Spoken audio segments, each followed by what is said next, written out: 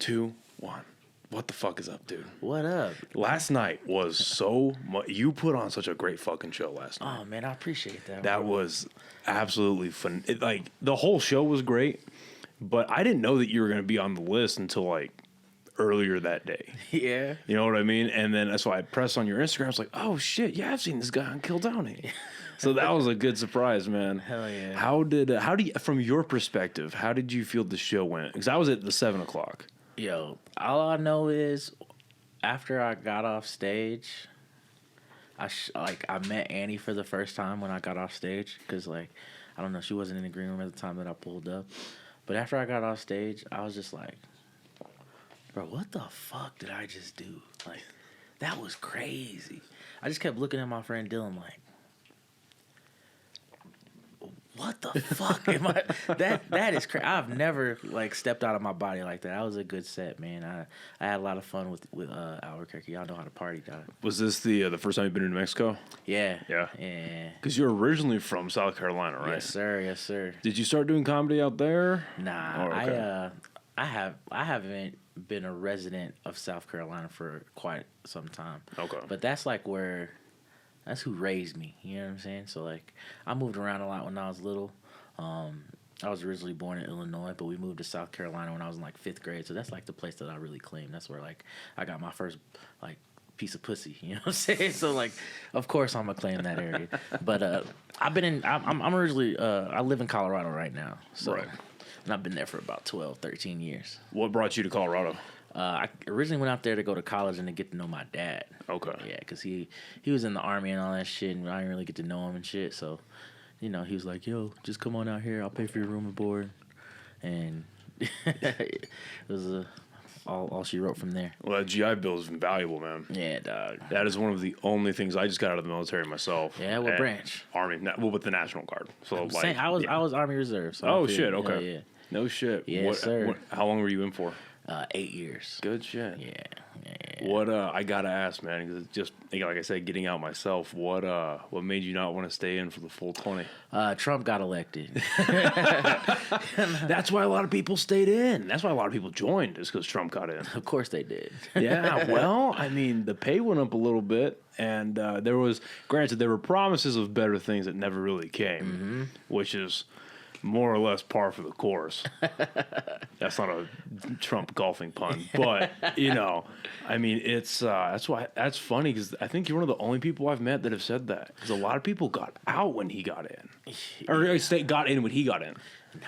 Yeah, I was like already over it. You know what I'm saying? I was a behavioral health specialist. I was like 68 X-ray. Oh shit! So it was like I didn't get to do none of the fun shit. You know, all my friends that I went to basic and AIT with, they're fucking going to like air assault school, airborne school. They jumping out of planes and shit.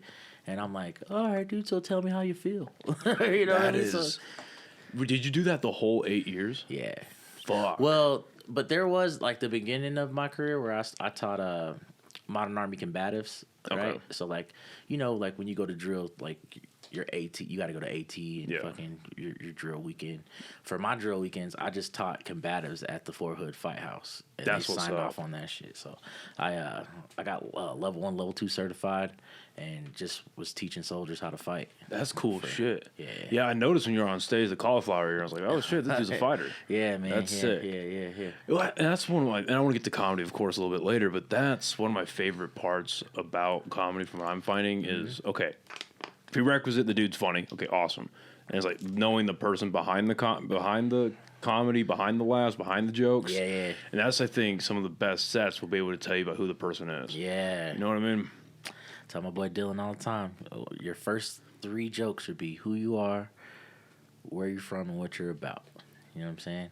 You got to let them into a little piece of your life. So your first 5 minutes is like getting the crowd to know exactly who you are. And like when you do that on longer sets in the beginning, it's easier. You feel me? Because now they feel like they're talking to a friend instead of just some stranger on stage. I've noticed that there is a stark difference between, okay, the guy's up there yucking it up, telling jokes, which if you can make people laugh any way you get to that end goal, good job, because it's not an easy thing to do. But then there's a stark difference between, okay, he's telling me jokes, it's like we're having a conversation. Yep. Like he or she are speaking right to me. I'm proud to announce that the podcast is now officially sponsored by the fine people over at Chop Chili Company. Guys, this is some of the best chili you can get here in the state of New Mexico, and they are online as well as in stores. They can be found at Smith's, Albertsons, Sprouts, John Brooks, and Lowe's Corner Market. They have 3 amazing flavors that you see here, and they also have frozen green chili that you can get online. Go on over to the website, chopchilico.com, and get yourself some amazing chili today. And I'm sorry, I didn't say this in the beginning. We do have a special guest on the podcast. So thank you for hanging out, man. My boy D. Stilo, Dylan Stubblefield. With one of the most respectable mustaches I've ever fucking seen.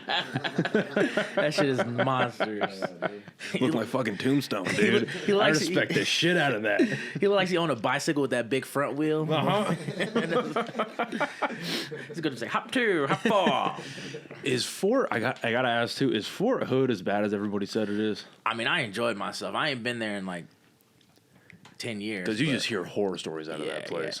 Yeah. It's you know, it's some shit to get into. It's some shit to get into. But Fort Hood's in Texas. What part of Texas is it in? Killeen, Texas. Killeen. Okay. Yeah. That's like Eastern Texas, right? I don't fucking know. I think that's Eastern Texas. Yeah. Maybe. Okay. So, did you initially choose behavioral health specialist, or was that kind of thing like a recruiter sat down with you and gave you the layout? This is how crazy the Army is, right? Because it's like, in the beginning, the recruiter won't even like take you serious unless like your pre-score is like a certain level. You know what I'm saying? And like when I first went in there, I was bullshit. I just told my dad, "Yeah, I'll join the Army. Fuck it." And I was just clicking answers on the pre-score test, and so I fucking failed that shit abysmally, bro. And he's like, "Yeah, dude, just come back in like 2-3 weeks, dude. If you're serious about it." He knew I was bullshit. So then, like my dad was like, "Bro, you better get your shit together because this is it." You feel me? So I was like, "Man, I'll take it serious." So I got like this book called ASVAB for Dummies and shit. And like brushed up on my math skills, my math knowledge. And I went in there, I scored like a 62 on the ASVAB actually when they sent me a date. And my recruiter, like his whole, like it was a whole change of face. He went from like, "Yeah, dude, you fucking, here's your ASVAB date, right?" So I go up there. And I score. I come back with like a 62. And he goes, "Well, come on in, bud. Let's see what you can do." And I was like, "Bro, I just scored like a 62. I didn't even fucking score that high on." He was like, "You really could do anything in the Army that you want to with a 62." And I was like, "This is the place for me, dog." You turned into Uncle Sam real quick. And at the time, they were like suicide rate in the military was like pretty high, you know. Because what year was this? It was like 2009, 2010, right? Yeah, this is right in the middle of right in the beginning of the Obama administration, right? Yeah. And like kind of, right in the beginning of the Obama administration, the second invasion of Iraq just happened. People are coming back from the initial surge of that, and that's when suicide started skyrocketing. You're right. Yeah. So he's like, "Yo, man, I guess like for a recruiter, you get a bonus when you get like certain people to enroll and enlist in certain jobs, and like." That one was like at the top of the list. He's like, "Dude, you really should, you know, if you don't want to go out there and be in the middle of the war, you can like help people when they come back. Do this one right here." And he kept like circling it, and I was like, "Yeah, bro, 60." Nobody. His fucking pen ran out of ink, so he tossed it, grabbed another one. This one, his desk, that new recruiters that has a giant circle. Yeah, from doing just behavioral health specialists. Yeah, dog. Bro. And then I fucking get it right, bro. I go to basic, and then I go to fucking AIT, and I'm a hold under, right? Because like I guess the recruiters like all fucked up because it was like a high MOS rate, like enlistment bonus for them, and I get there and it's like everybody's waiting to get into class, right?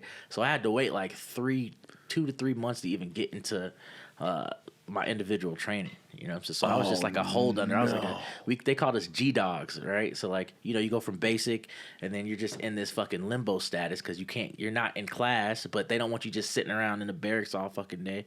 So they just send you on details like post cleanup and shit like that. So it's like, it took me like 3 months to get into class after I even got out of basic. At least you were in that like limbo period after basic. Yeah. Because we went, oh my God. And we were in San Antonio, so I can't fucking hate on that. That shit was fun as fuck. Oh, they let you out and shit to go hang out and.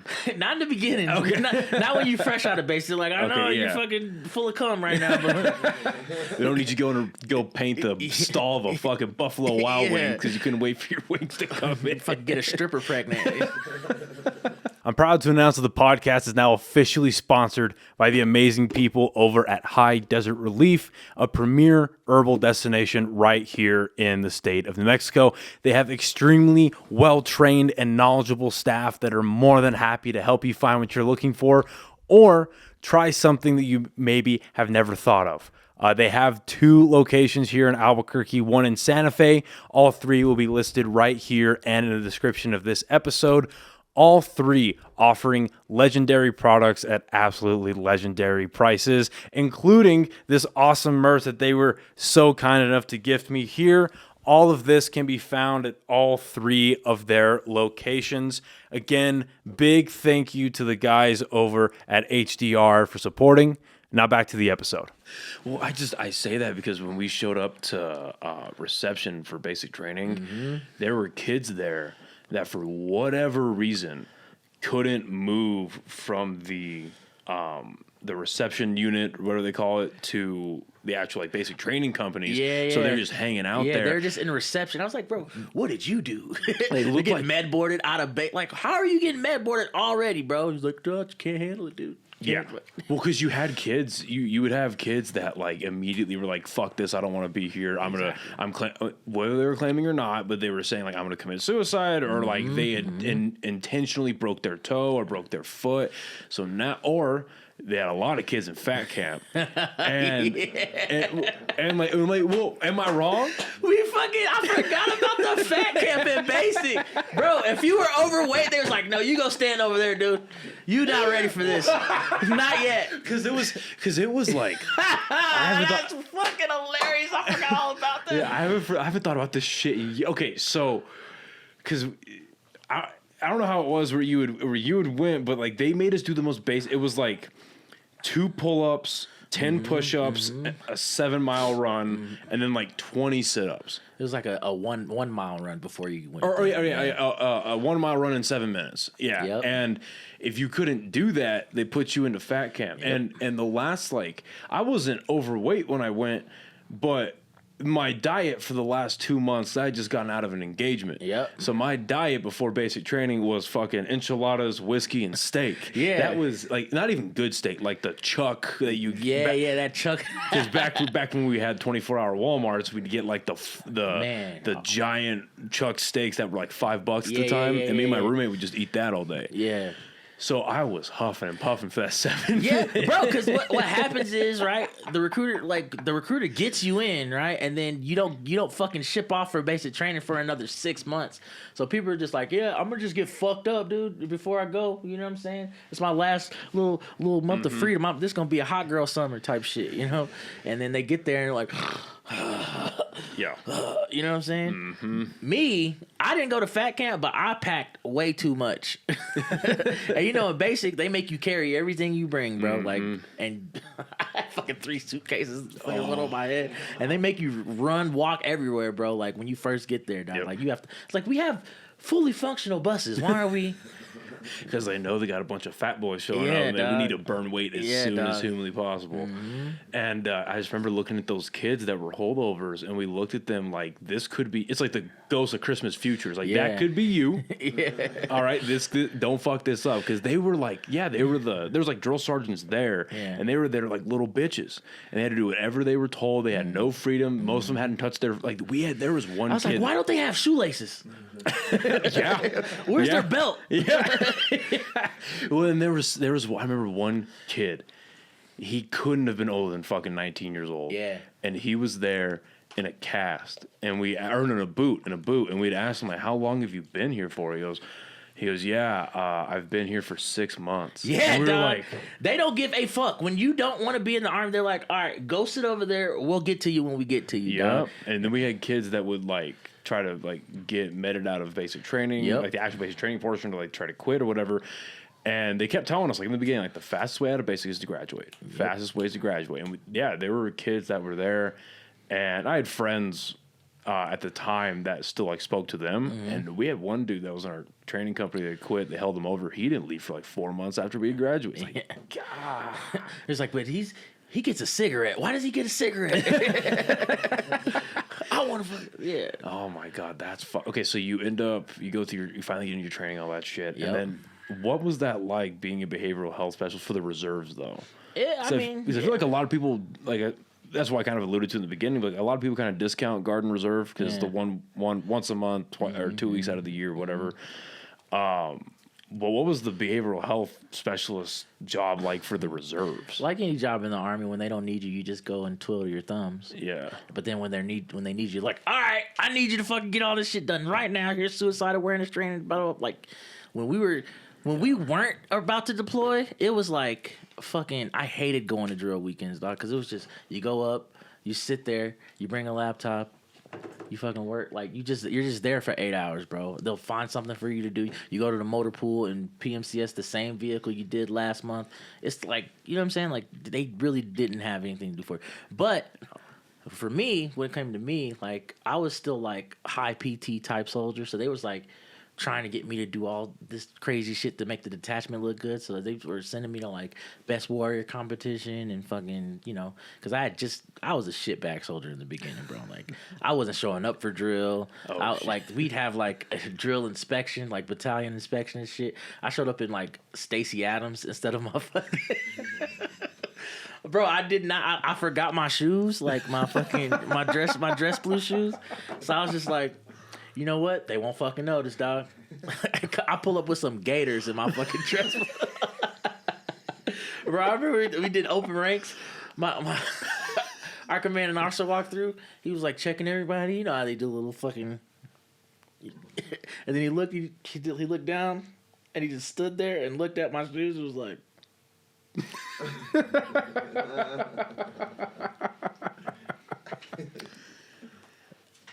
That'll do, soldier. He just fucking walked around. I was like, I'm in so much fucking. You know when you know when you're in trouble, you just locked up. You're like, yep, I'm probably gonna hear about that later. You know what I'm saying? I sucked, bro. I sucked as a soldier in the beginning, but then like I had this like one like our first sergeant came in. He's First Sergeant Gonzalez. I'll never forget this dude.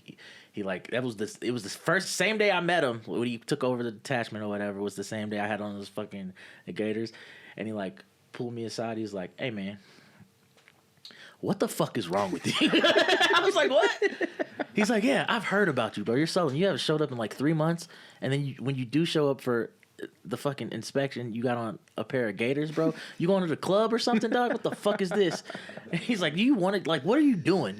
What the fuck? You want to be like anything with your life? Like, what do you want to do?" And I was like, "Oh, I don't fucking know, dude. I just forgot my shoes, dude. That's I don't know." He's like, you're gonna be every time you're gonna show up, or I'm gonna put you out, and if you like when you do show up, I'm gonna put you to work." And like that was the best thing he could ever did for me, bro. Because like I got my shit together, I became like brigade fucking soldier of the year and all that shit, man. Right after that, so shout out to Master Sergeant Gonzalez for believing in me, dog. I still want to beat your ass for that. And Colonel Messmer, I'm sorry about the gators, bro. Well, I feel like even the higher ups in the reserve of the guards, they kind of write off soldiers a lot, and they don't want to put in a whole lot of time. And and like how you said, like they don't really give a shit until it's time to give a shit, and you have to do everything all at once. And that was what I can actually freely talk about this now. That is what always blew my mind when they were cramming shit in on drill weekends. Like, yo, you guys have full-time soldiers for the company to be doing all this paperwork for at least 25 days out of the month. Yeah, dog. What the fuck is going on that we have to squeeze all this into now, and bro? You only have 30 soldiers, bro. You don't have to worry. Like, just get the shit done. Like, you get that shit done in a week. You know what I'm saying? Like, for real. Just send an email, you know?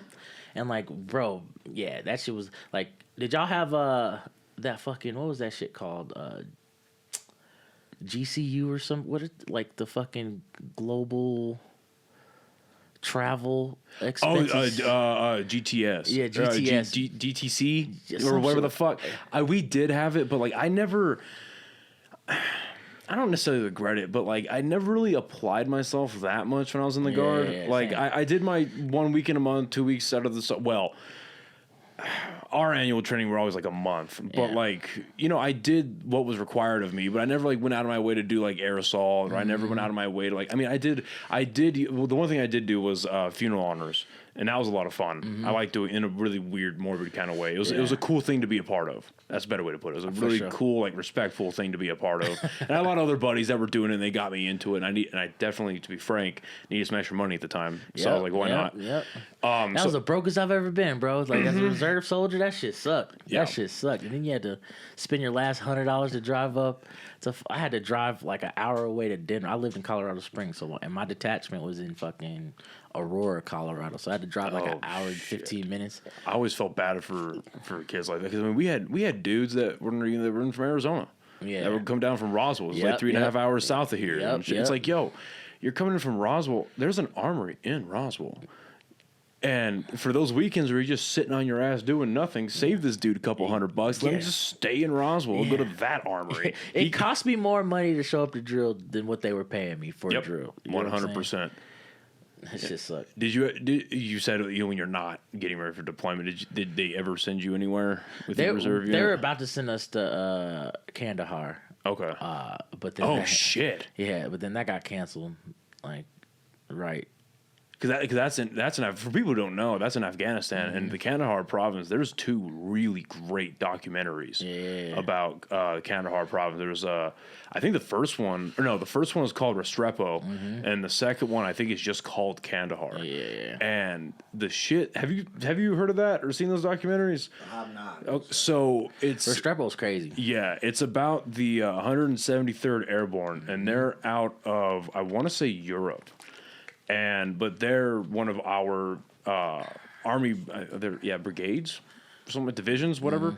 I forget the terminology, but this was in like the initial like invasion of Iraq and Afghanistan, and they're in this valley where they get attacked every day, every single day. For up to 10 hours of just nonstop gunfire, mortar fire. And you think that just shows you how shitty the people we were fighting. They couldn't fucking hit these people. Yep. But they were there for 13 months, I think, 14 months. And the reason why it's called Restrepo is one of the 2 or 3 guys they lost was their medic, and his last name was Restrepo. But what was so important about them is when they came back and they started getting evaluated by behavioral health specialists, regular doctors, and physicians, they were finding signs of PTSD immediately that they hadn't seen in soldiers since World War II. Yep. And they were like, well, what do we... And that's when, like, granted, the conversation didn't actually start till maybe 10 years after that, but that's when it was like, okay, why are we fighting this war? Yep. What are we doing over here that's fucking these guys? Because these guys were ranging in ages from 18 to, I think the oldest one there was like 31. So I was like, what are we doing to these guys? Yeah. So it's a good documentary, man. It's listening to people fucking, you know, like... Just some stories that you have to, like, you know, you get some of that secondary trauma, you know. But for the most part in behavioral health, all you do is talk to motherfuckers who can't adjust to the Army, right? Like when you're like a E3, E1, like you do intake interviews, and there's people that's just like, oh, I miss my family, and you're just like, right. So how does that make you feel? Right. You missing your family? What about them do you actually miss? And you have to, like, just ask them, like, open-ended questions until they circle around to that aha moment. Like, well, yeah, I'm the fucking problem. Yeah, get back out there, dude. Stop being a bitch. You know what I'm saying? Yeah. But, like, there are some... Like, I had to talk to a few people who were a part of that little Fort Hood shooting. And people that was... Oh, shit. There were some soldiers that were a part of my detachment that, like, were actually connected to that. They were actually there during that whole time when that dude shot up, like, Fort Hood at the behavioral health clinic out there. And... You like seeing PTSD firsthand is nuts because people won't even like they couldn't talk about it without like their eyes welling up and all that shit because they lost like, you know, people that they cared about because they were like, you know, doctors and like colonels that were like certified therapists and shit like that. They got killed in action during that time. So like when we would do briefings and our commanding officers that were actually there got up and talked about it and shit like that, you can see that it was like really fucked up, you know. And That shit's crazy. That shit is real crazy. And just from the experiences you had, obviously a really big criticism is like, okay, something really big happens, and not necessarily anything as big as that shooting, but just an incident happens, so the whole military gets affected by having to redo trainings, having to do all this stuff, but it seems that nothing is ever really changing. You know, like somewhat you hear about, and again, it's just a Band-Aid. That's what behavioral health in the Army is for, is put the Band-Aid on it. Fucking get them back. Like, what did you say? You, I forget the fucking term that we used to use. We were a force multiplier, right? So we had to get them back for action, like, as soon as possible. So that was our job, was like, hey, I know this sucks. This is some things that you can do to relieve the stress. Here's some counseling techniques that you can use, like fucking, we used to make them like ball their fists up and close their eyes real, like for like 30 seconds and like really, and like grip something that's really not there and let all the stress go. And like sometimes that would happen, but like when we were doing it, I'd be like, yo, this is fucking bullshit. This dude just watched his buddy's arm get blown the fuck off, and like I'm teaching him how to like crunch his toes. That's crazy. Yeah. Well, I mean, because for like lesser stuff, like lesser stressors, some of that like meditation type shit can work. But you're right, applying that to everything, and then because again, that's the rock and the hard place where it's like, okay, especially with everything we know now, you should be caring about individual soldiers. You should be like taking that extra time. But then on the other hand, it's like, well, the army's or the military is a machine. And even before the retention rates got extra shitty post COVID, it's, hey, we need to keep the machine moving. We can't lose too many cogs. And I feel like a lot of that mixed with having to hear horrible and horrific stories over and over again, a lot of people just become jaded. And bro, what I failed to like, even like information I forgot to let y'all know is I was a behavioral health specialist, right? And when you go to training, they cram like 4 years of like behavioral health techniques and shit like that into like 6 weeks of training. And I was 19. You know what I'm saying? I was a 19-year-old therapist. I was 19 as a like. I don't think the Army really put that shit into perspective. You know I'm sure they did. They just don't give a fuck. It's like, you're 19. Go tell this dude to get his shit together. He's 30. In his mid-30s. He's been got through war. He's got a baby on the way with a stripper that's not his wife. You know, like, what the fuck is going on, bro? Like, what do I say? Oh, yo, bro, you got your followers up though, right? Like, Instagram's a new thing. It's a new thing. You should try it out. The fuck are you talking about, kid? He's smoking a fucking blunt in the. I was like, "Yep, you're good. You're good. How's that make you feel?" Oh shit! I'm asking the 7 deadlies. Do you want to kill yourself? You think, kid?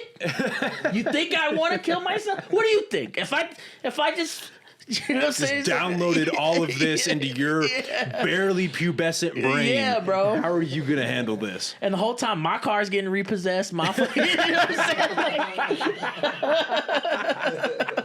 I'm short on rent, bro. I need the therapy, bro. What the fuck is going on? So you spend 8 years, you get out, and it's just interesting. You say like one of the big reasons you got out was because of Trump. And I wasn't educated on it. And I was just like, bro, this sucked with Obama. Well, I mean, I extrapolate that out. I love Obama. Like, that's my guy. I fucks with you, dog. But in the Army, like Obama, when I was in the Army and Obama was in office, it was I did not have a good time. No, and there was no funding. Yeah. I think it was, and people. I was trying to go active because I was broke. I was a broke reservist, bro. You were not going active. Yeah, bro. I worked at fucking Time Warner Cable at the time. So I was like, I work at a call center. And then I got to go fucking spend money that I just earned at the call center to drive up to fucking drill. Yeah. And that's costing me money. Then they're not going to pay me for another fucking month. I'm not going to get that for another month. You know what I'm saying? So, like, and then it's only like $200 after taxes and all that shit. Yep. So I'm like, bro, what the fuck is going on? You know what I mean? Well, and the big thing that happened during his administration is they fired like 50,000 captains. People look at that and like, oh, well, at least the enlisted are safe. No. Nah. That money is not trickling down to anybody. Yeah. And I was trying to, like, and when I was in like AIT. I remember on the way home, I talked to my sergeant. I was like, yeah, I'm gonna go active, and he's like, you just got done with AIT, and you want to go active? I was like, yeah. He's like, good luck. Yeah, I was like, it's not gonna happen. Not gonna happen because you got to get people to like. Why do I need so many signatures to go fucking? You should want me to go from reserve to active. You guys are active recruiting brand new motherfuckers to go active. Why don't you like you? It doesn't cost you anything to like just send me. Oh, come on, you know the answer to that. Come on, bro. The moment you become a number for that unit, exactly. that is all they give a shit about. Yep. You might because you're right. Common sense would say. You're still a part of the organization. You're still going somewhere, but no. And now you're a part of a subsection of the organization that's trying to hold on to their numbers. Is about as much as what in Colorado it's fourth ID or whatever, right? It's about as much as they're trying to hold on to their numbers because they've got the same situation where people who have been there, they just finished a contract and like, you know what? Fuck this full time bullshit. I'm going part time. And they're like, no, you're not. No, you're not. No, you're not. No, you're not, bro. No, sir. No, dog. And like, well, it was fucked up because I was married at the time, and me and my wife were, I was one of those that got married out of AIT after you met. Sorry, love you, Nate. Anyway, but my ex-wife or whatever, she was like active, and I was like reserve. Oh shit. Right, but like I had got promoted to specialist because you know when you get in reserve, that's one thing they'll promote the fuck out of you to specialist. They'll just there you go, dude. Good job. You got a 230 on your PT score? Cool, bro. Go. You're a fucking great soldier, bro. Like, here's your get your shield, right? So I got promoted to fucking specialist, and my ex-wife, she was like still a PFC or whatever, private or whatever, E2, and she's like, this is fucking bullshit. Like, I'm in the motor pool every day. I got to report for work every day, and you just get promoted out of nowhere. And like, then she started like getting promoted and shit, and she was telling me to Addies at the house and shit. I was like, fuck you, bitch. What the fuck? And she was all active. She knew everything. Like, she was a good soldier, bro. But like, that's funny. She would flex on me. She was like, "You don't even know. How do you start at LMTV?" And I was like, "Well, you gotta fucking push the whole thing, hold the trigger, make sure it go." And she's like, I remember she took me to her to her motor pool, and she was like, "This is how you start it, babe." And fucking bring your husband to work day. This guy got to go do army shit on his off time. Yeah, bro. That shit was the most humbling shit ever, bro. Like, it was humbling as fuck. Like,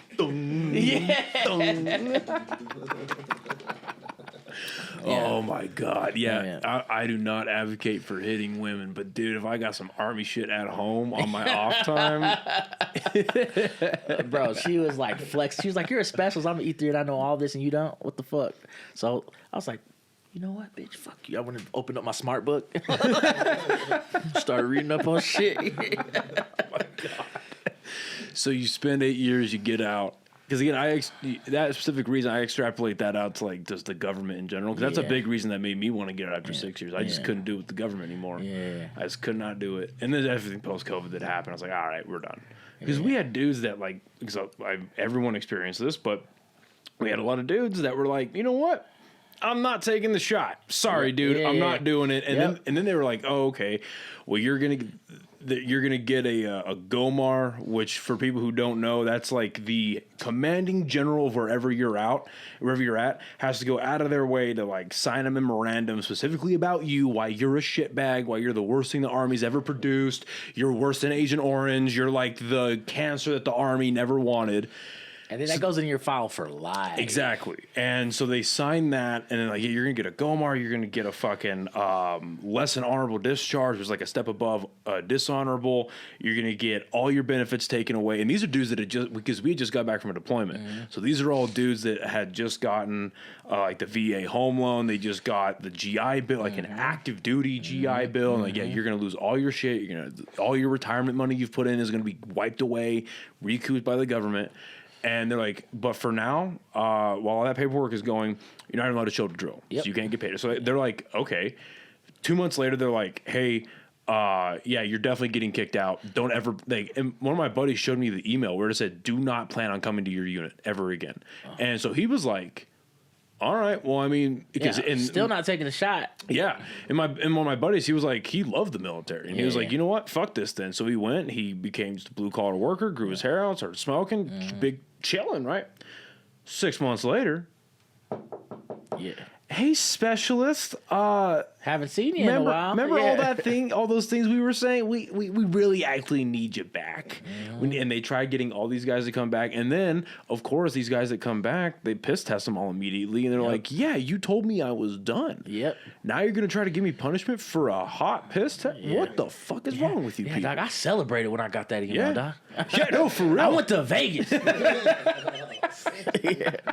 you know how cool ketamine is? But no, so now, you know, and that's what really, like, because I'll be honest, I was just trying to, like, mind my P's and Q's, just get out of the middle. So I was like, yeah, fine, I'll get the fucking jab, whatever. Yeah. It'll fuck me up, it fucks me up. Like, this is life, I guess. But I saw how these guys got treated, and I was like, oh, yeah, no, I'm done with this. Like, once my date has come, I got the fuck out. I was like, nah. So you do your 8 years, you stay in Colorado. When did you start doing comedy? So at the time, right, like when I was in the military, right, I taught hand-to-hand combat, right? So I learned how to, like, fight, right? And at the fight house in Fort Hood, like, everybody who was an instructor fought outside of the Army. So they were like pro fighters. You know what I'm saying? So, like, during the day at the fight house, like, we teach our classes in the morning, and then during lunch, everybody would just train and spar, right? And I remember walking to the fight house one day, and there's this dude named Ray Rodriguez, right? And he was fucking, like, teaching a class or whatever. I was like, bro, I had just got a level 1, and I wanted to go in there and fucking, like, show him what I can do. And he was like, yeah, man, you wrestle? And I was like, yeah, I used to wrestle back in the day. He's like, yeah, man, you should come to lunch tomorrow and come train with us. You know what I'm saying? See what's up. This is how I actually got the job as a instructor. So I go in there the next day. I got on my wrestling shoes and my shirt tucked in, you know, with the high shorts. You know what I'm saying? I'm ready. And they take these gloves and they're like, "Here you go, bud. Get in there with Platt." He's like, "Platt's got a fight coming up, so you get in there and he needs a wrestler, right?" So I was like, all right, I don't know what to do with my hands, though. He's like, don't worry about it. Just throw your jab and try to take him down, bro. When I tell you, Phil Platt beat the fuck out of me, dog. Like, so bad, bro. Like, was kicking my ass, right? Like, beating the shit out of me. And, like, all these fucking, like, higher-ups are like, sitting there watching it like, this some bitch sure can't take a punch, dude. Bro, I remember, like, one time I shot in Platt, like hit me with a straight right and, like, blood squirted. Like, and my lip went, like, it was, like, started throbbing, you know what I'm saying? He grew a second heart, bro. Yeah, dog. And everyone was like, all right, that's enough. And then they pulled me aside, like, 30 minutes after, like, hey, dude, you're pretty fucking tough, dog. You should come back. And I was like, man, I'm not a full-time soldier. And they're like, that's fine. We'll get you to 1380 or whatever and fucking sign off on it, and you can just train here and use that for your drill dates. I was like, oh, okay. He's like, well, but before we do that, you got to go to level 2, and there's a class that starts tomorrow, so we'll just throw you in there. And I was like, all right, cool. And then I started, like, because in level 2, they like, level 1, you, like, learn, like, certain, like, grips and how to, like, you know, close the distance, gain, maintain dominant position, finish the fight. That's, like, the modern Army combatives triad. Like, well, what people just to add context to this, from what I remember, is like a lot of the methodology behind it is level 1 is really for grappling, and then it's, if you can't immediately take down whatever's happening, sustain it long enough for your buddy to come in and fuck this guy and up, bail you out. Yeah. Right. Yeah, so that's the part of the gain and maintain a dominant position, and finish the fight is your buddy coming over and fucking tapping that guy, you know? So, like, you learn all these, like, ways to, like, subdue someone, like, the close grip, close guard, forming the frame, like, so you can reach your sidearm, all that shit. So they teach you that in level 1, like, all the basic shit. And then level 2, it's like, here's these boxing gloves, we finna get nasty. You know what I'm saying? So they teach you how to, like, throw a jab, they teach you how to box, they teach you, like, higher level grappling techniques and shit like that. And then they teach you how to instruct, right? At the end, you learn all these techniques and things of that nature, and then at the end, you have to instruct it and teach, because, like, when you're level 2 certified, you're teaching your unit combatives. You're the liaison for that. And I learned all that shit, and they were like, yeah, man, just come on in, and you can teach classes now because you're level 2 certified. So you could legally be here and help everyone train, you know? And, you know, I was... Emphasis on legally. Yeah. You got the E4 scrapping in the back, gouging out eyes, pulling out cigarettes and burning people. Yeah, bro. And you remember the punch drill? Vaguely. Yeah, we barely, for an infantry unit, I think we did combatives like twice. Yeah. What? I know. That's crazy. Yeah, it was all squad attack and buddy team live fire. Yeah, that bro. was my 6 years in the military. Bro, back in the day though, Fort Hood took that shit seriously, bro. Like they were like we won it. Like there was like a Modern Army Combatives Championship, right? Like so it was like all the baddest motherfuckers from the Army come together for a combatives tournament, and like there's like individual winners and then there's an overall team winner. And Fort Hood won that shit 3 years in a row, bro. Like because everybody like I said, all the instructors were a part of the team and they all fought on the outside, right? So, like, that shit was great. Like, we were literally in the Army to fuck someone up, like, to learn how to fight. That's how it should be. Yeah. Not for nothing, but that's how it should be. And I met some, like, some motherfuckers. Like, our NCOIC, we did a fight for the troops at Fort Hood, and he fought Jens Pulver as the main event. And I was like, what? Where the fuck am I, dog? What the fuck is going on? But, like, yeah, and, like, Colton Smith, he won, like, the Ultimate Fighter. Like yes, I've heard of that name. Yeah, okay, and he was a Fort Hood guy, like at the time. Shit. You know what I'm saying? So it was like, did you say Brian Stan too? We met Brian Stan. Brian Stan was Navy though, I think. Yeah, but it was Tim Kennedy that used to come through. He lived in Austin. Yeah, and he would come up and train and shit like that.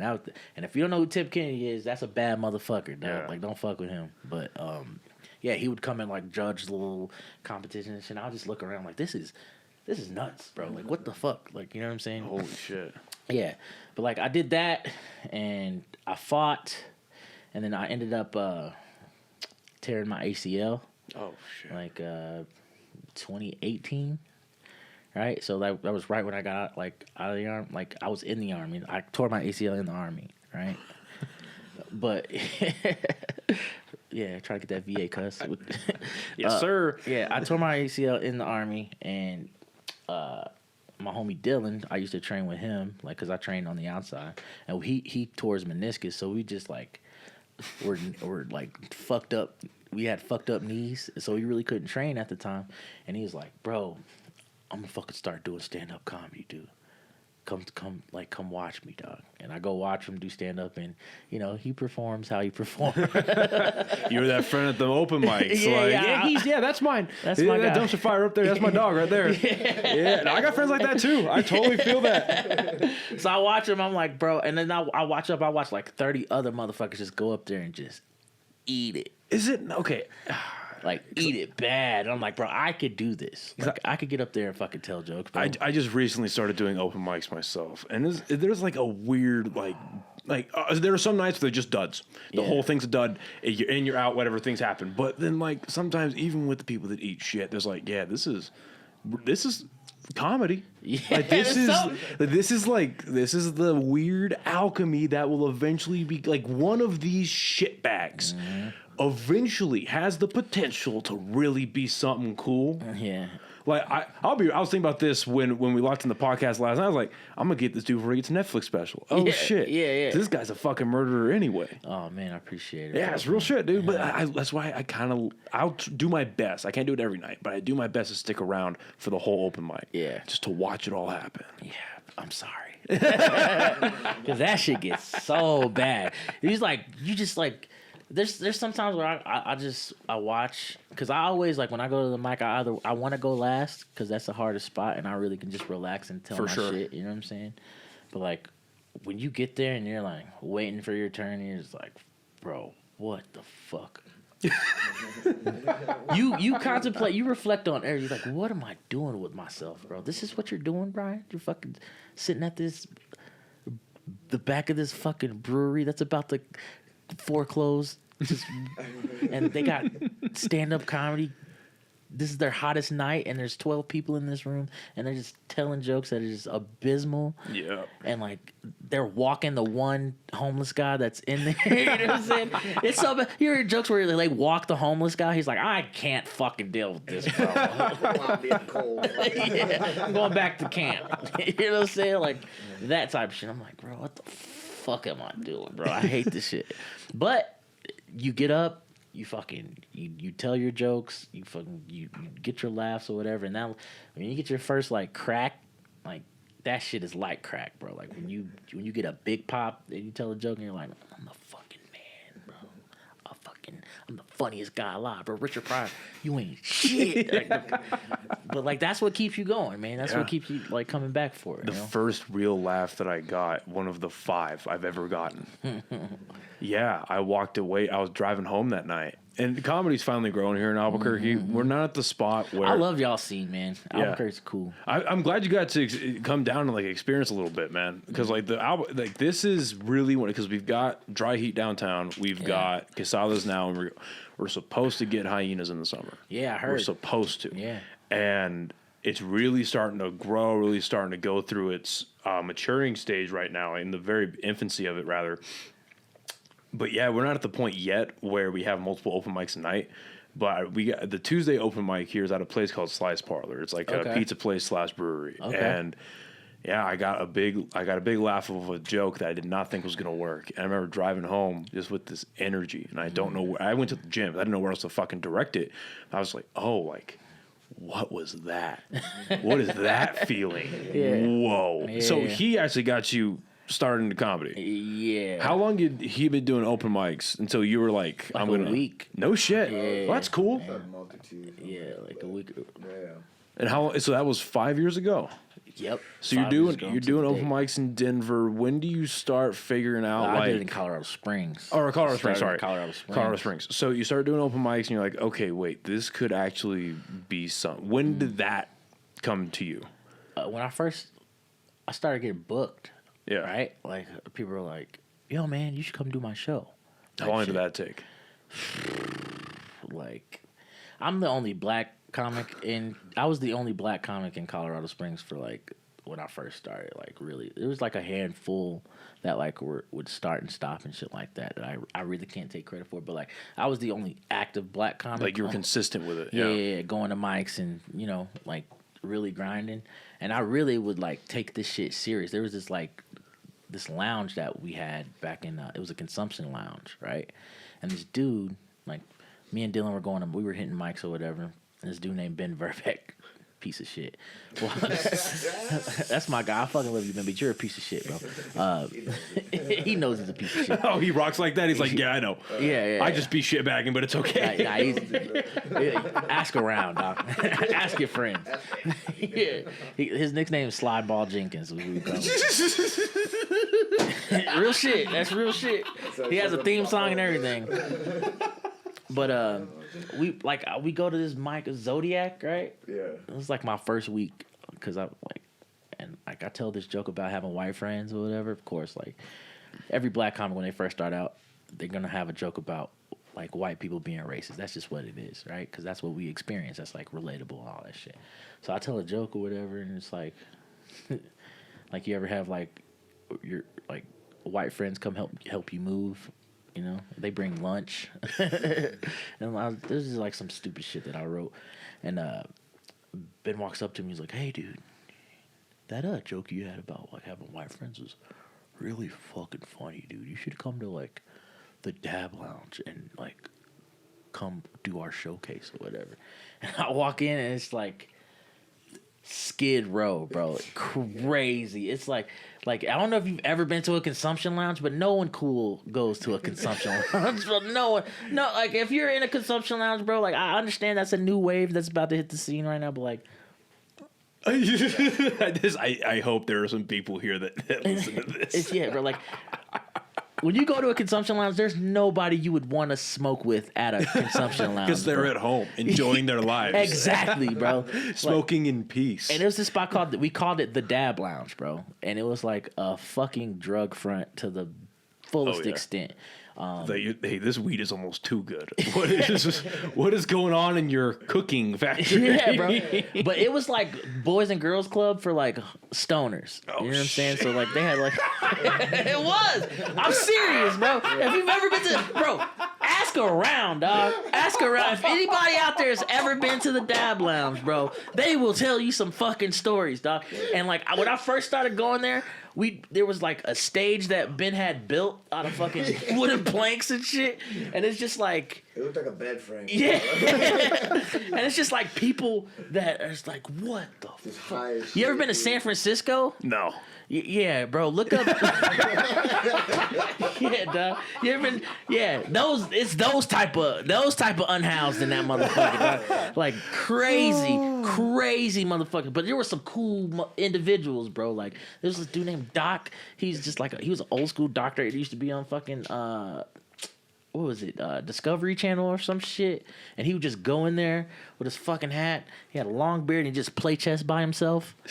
He'd just play himself in chess and shit, and people would try to sit down and join. He's like, I'm good, right? Try to buy Adderall. Yeah, but he would purposely go there and like, here's the stage, his table's right here, the stage is right here, right? You're supposed to be, he'd purposely like turn to the side while you're performing on stage, and if you made him laugh, like if you got him a little bit with a bit, he'd turn and be like, all right, that's pretty fucking good. All right, you got something there. And then he just turned back around. So like every time I would like write a new joke, I'd go and do the mic at the Dab Lounge, and I'd tell my jokes straight to Doc. Like straight to Doc. I'd be like whenever I tell my joke and my punchline, and I'd fucking look at Doc.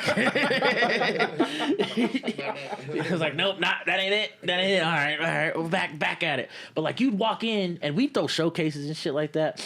And before we really started our whole conglomerate or whatever, it was rough, dog. It was people in there getting their hair cut. You know what I'm saying? Like, oh man, how fucked up would it be if you really made one of the barbers crack and make him laugh? Like, I wouldn't consider them barbers. It's just a bitch who had clippers. I'll cut you fucking. Yeah, just get stabbed with a pair of scissors. Bro, the Dab Lounge was so crazy. We had this dude called like the janitor, right? Oh, the janitor. He was the guy that took the IDs. You know what I'm saying? Yeah. And he was he was an idiot. He just had this big Bowie knife on the side of his like Crocodile Dundee or what? Seriously, dog. That's not a knife. Yeah. We'd say that. That was our thing. This is a knife. Yeah, real shit. And he did not fuck around. And it was like, okay, so this is how the Dab Lounge would work, right? You walk in. The owner this guy was nuts. He was fucking nuts. Just like Nepo baby that just opened a consumption lounge or whatever. And like he would charge $5 to get in, and when you pay your $5, you got a free dab based on your donation, right? So that's how he was moving his product, right? So you'd walk in, you pay your little entry fee, and then you get a free dab, and like the dab tender was all fucking strung out. I mean, he's called a dab tender. She was called a dab, and like I would never take the dab because like. The way that they would do it, I was like, I know this isn't sanitary. Everybody used the same rig. You know what I'm saying? It's like whose mouth has been on? Like they'd swab it with the little alcohol wipe, but I'm not trusting that shit, bro. I think that's how COVID started. You know, you walk in, get your fucking free dab or whatever, and we'd be like, hey man. I know you came here to get high, but there's a comedy show going on in the back if you want to go on through. And like the way Ben would set it up, he would set up signs. They'd be like, all right, if you're coming to Dab Lounge, you can only be in the comedy show, dude. You can only be there. So we would start packing like me, Ben, Corey Romero, Dylan.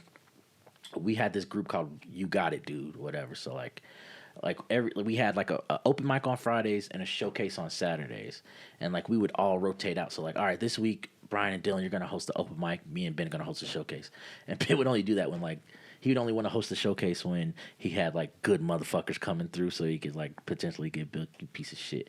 But he would throw us spots or whatever, like little 5-minute sets to go up in front or whatever. And like people started requesting that I would go up and do time before the openers that came through because like they really started to enjoy my shit, and like Ben was like, hey man, they love you here, dude. You're bringing people. I've never seen so many people in the Dab Lounge ever. So like you can take over booking the Saturday if you want to like take it over. So I started booking like the Saturdays at the Dab Lounge for like a year, and I would bring some motherfuckers through, and it went from like nothing to like it was packed. Like we would pack that bitch out to the like fucking standing room. Yeah, it was like to standing room only, and I was like, bro, okay. I know what the fuck I'm doing a little bit. You know? Not only to get that on a regular basis, say, yeah, I have enough pull to pack out a room like that. 'Cause how many people would you say is their average when it really started going? Like but before it was like 10 same motherfuckers that needed somewhere to stay while the girlfriend was at home and they didn't trust them in the house. You know what I'm saying? So like they would come, and then the comedy started booming.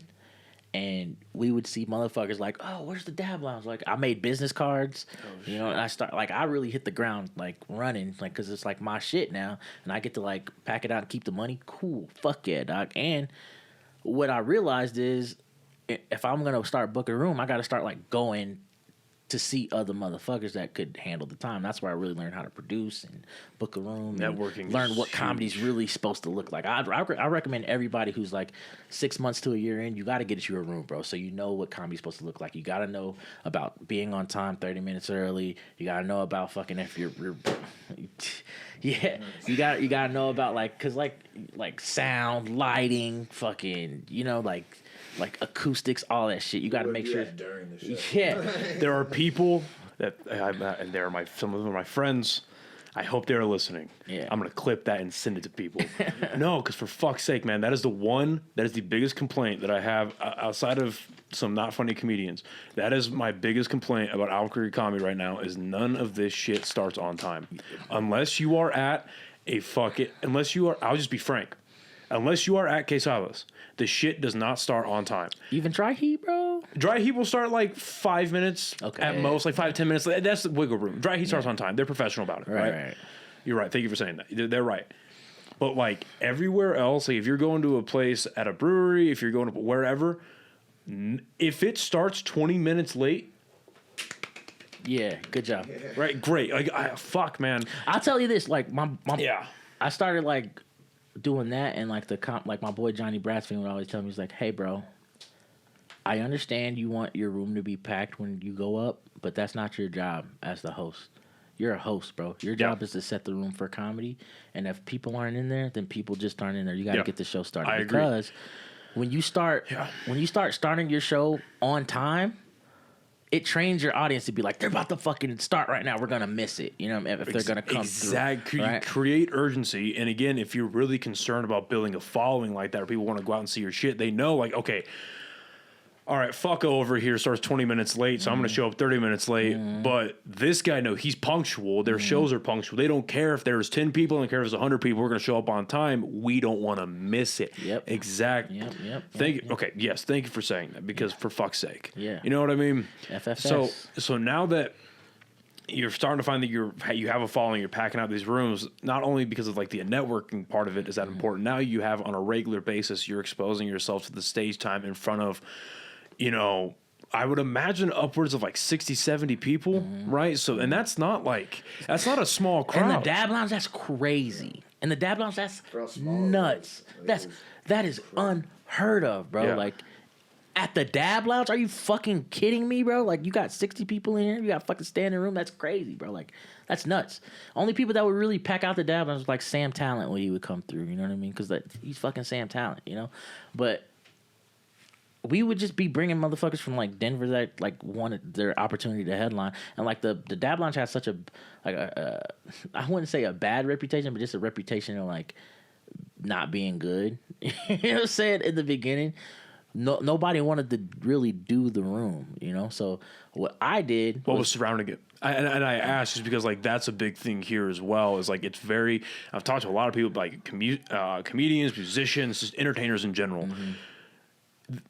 It's very challenging to build a good reputation here, but once you have it, you know, it's like you have a grip on it, but it's very easy to lose. Like you can fuck that up like that. Right. Whether it's you're not being simple things like not being punctual, not paying people you promise to pay them, whatever it is. Yep. And then obviously you have the extremes like being a creep, being a weirdo. Yeah, you gotta worry about and then it's at the dab lounge where all the creeps and weirdos like come to have meetings.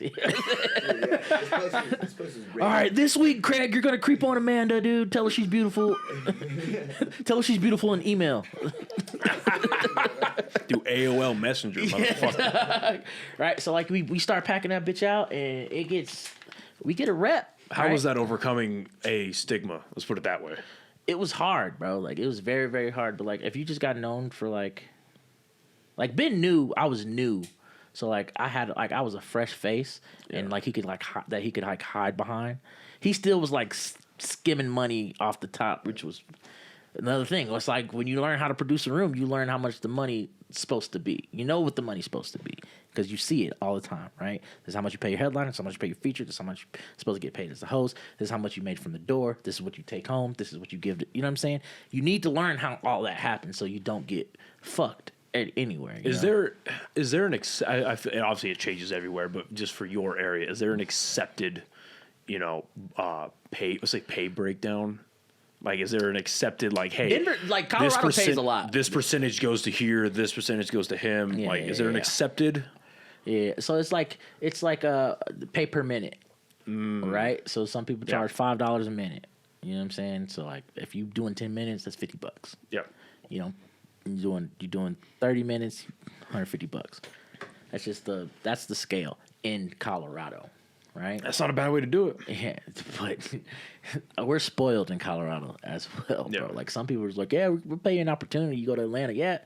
What? I just asked you, could you come do the show? I ain't discuss pay at all. So always, when someone hits you up, bookers, if you're going to hit someone up, say, hey, are you available for this date for this amount of time? The pay is this. That's how you get motherfuckers to respond to your message. Not instead of saying, yo, bro, what up? You're really fucking funny, dude. I'd love for you to come do my show sometime. You available this date? And people just gonna be like, yeah, whatever, bro. Because I feel like, especially with people that are either, say, experienced open micers or they're experienced openers, they're getting into the featuring. Yeah. I feel like they get looked at, and anyone who's trying to book them or produce for them, they look at them and like, okay, yeah, you're getting paid in experience. Yep. Like you're going to get paid in exposure, like that type of shit. And there's some people, and I'm not saying one is better than the other, but there are some people that are completely okay with that for where they're at in their career. Like, yeah, you know what, you're giving me time, I'm going to go do it, whatever. And there's other people like, no, regardless of where my perceived skill level is at, because I might think I'm better than you think I am, or you might think that I'm better than I actually am. But regardless of where I'm at, you're paying me for my time. I could be doing anything else tonight, but I'm going to block out my time to go over here. I should be compensated properly.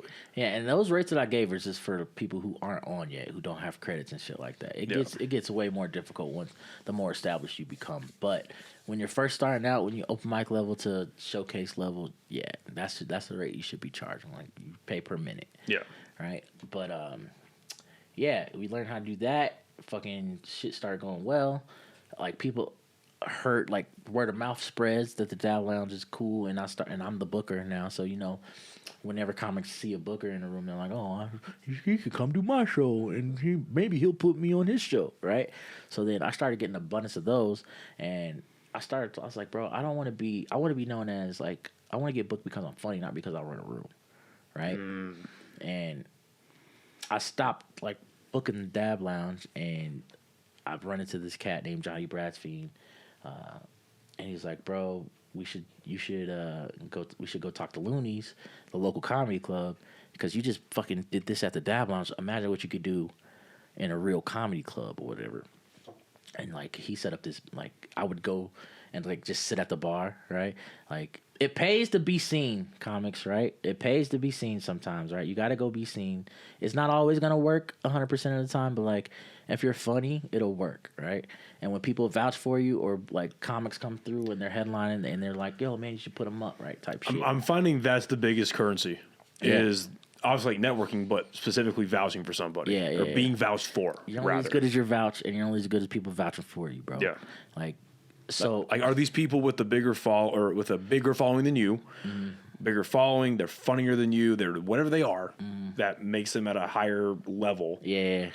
Are they willing to excuse me? Are they willing to risk their brand, their name, their credibility on this guy, especially if it's at a legit comedy club? Yeah. It's like, hey, my buddy's really funny. He's got a killer 5 to 7 minutes. Put him on real quick. Let him crack. Watch this. Yep. And then you go up there and you do it, and it's like, because now everybody wins because the person that gave you the vouch is right. Yep. Everyone likes being right. Yep. You win because you just went up and did a set. Yep. And then the room wins Yep. because the audience had a good time. But the bookers for them, they're like, oh, like here's another guy we can add to our arsenal. Yep. Because I feel like, not just for rooms, but for comedy clubs in general, one of the worst things they can run into is just the same rotating door of comics over and over. So have another guy like that, it's like, everybody's winning here. Thank God you're funny. Yeah. And like, I had like back then, I had a strong 5. My 5 was like, yeah, I can go and do this anywhere. You know what I'm saying?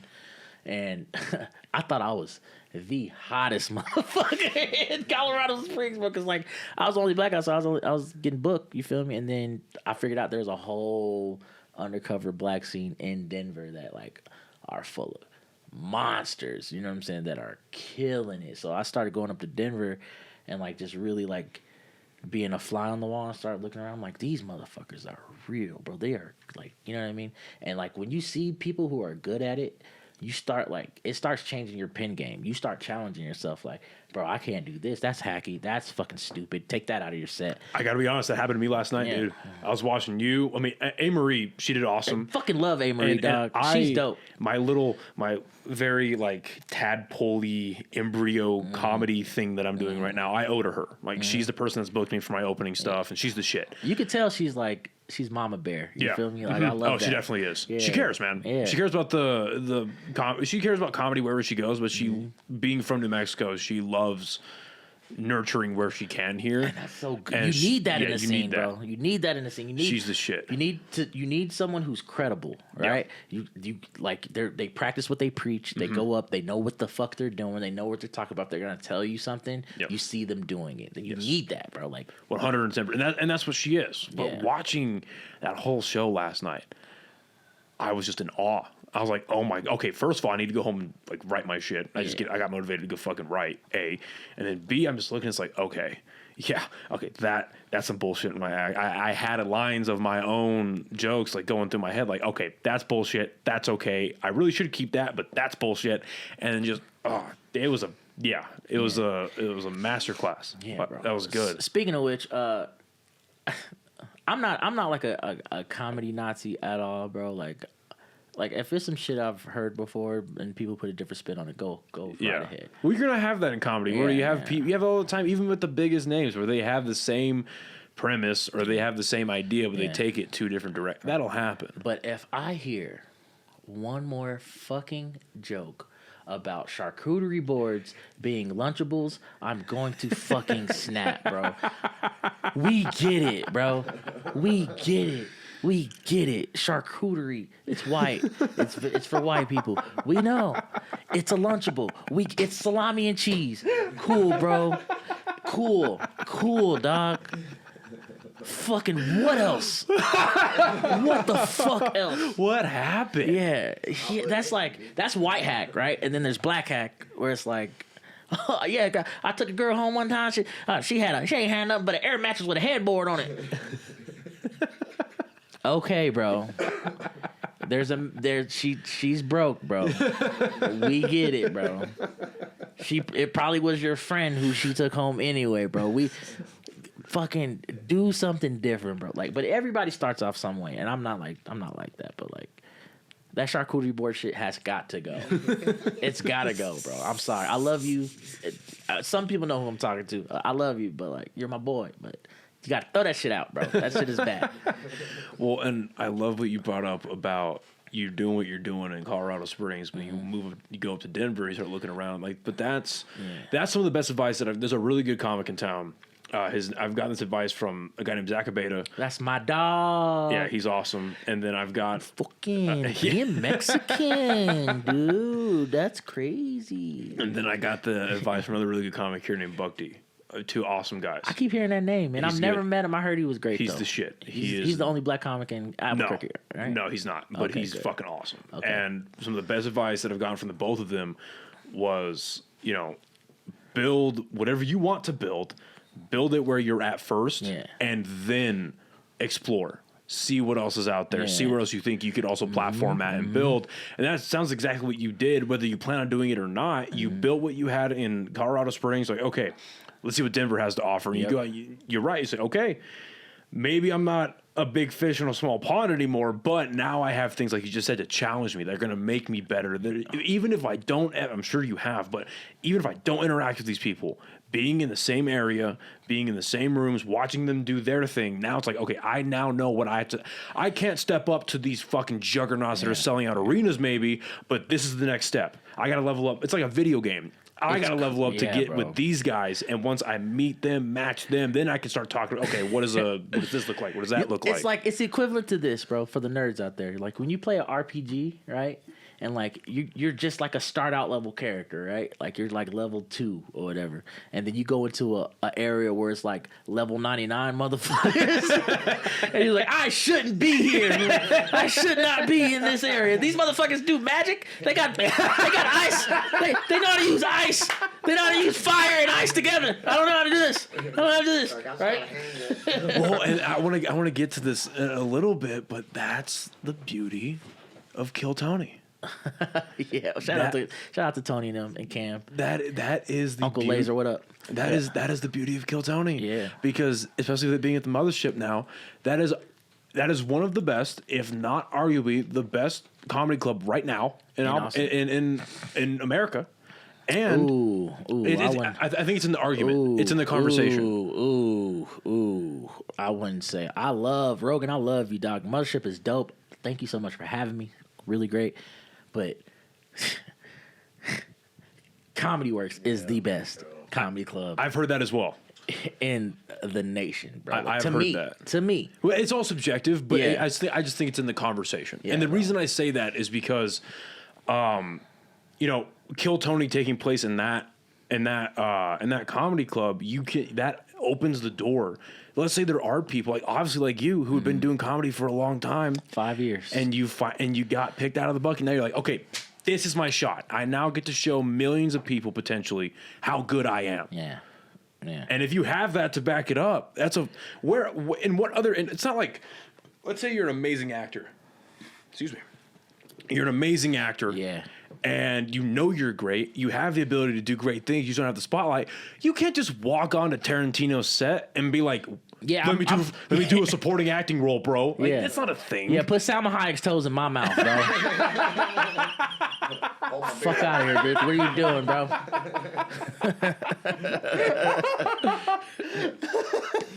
Oh my God. But you know what I mean? Like, that's what's so beautiful about that happening and where it's happening. Anyway, so in Denver, so you go up. Are there any like standout comics that you saw? The best comics I've there? ever seen, ever. The best comics I've ever seen, ever, have been in fucking Denver, Colorado. I don't care what y'all have to say. I don't care who has an argument about it. I don't give a fuck. You're not the first person to tell me that. I do not care, bro. I don't care what your opinion is.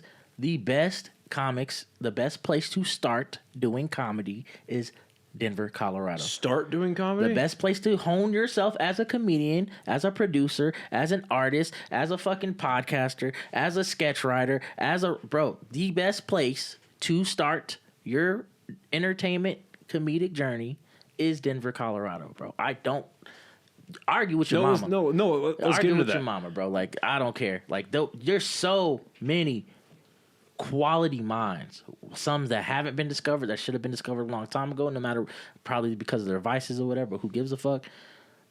But I can go on and on about how Ben Roy inspired me. About how Adam Kane Holland made me want to get my pen better. About how Sam Talent made me want me to get my stage presence better. About how David Bory makes me want to fucking just go and throw my whole set away because he could just take a premise that he thought about this morning and make fucking 10 minutes out of it, bro. Like, it's so many people.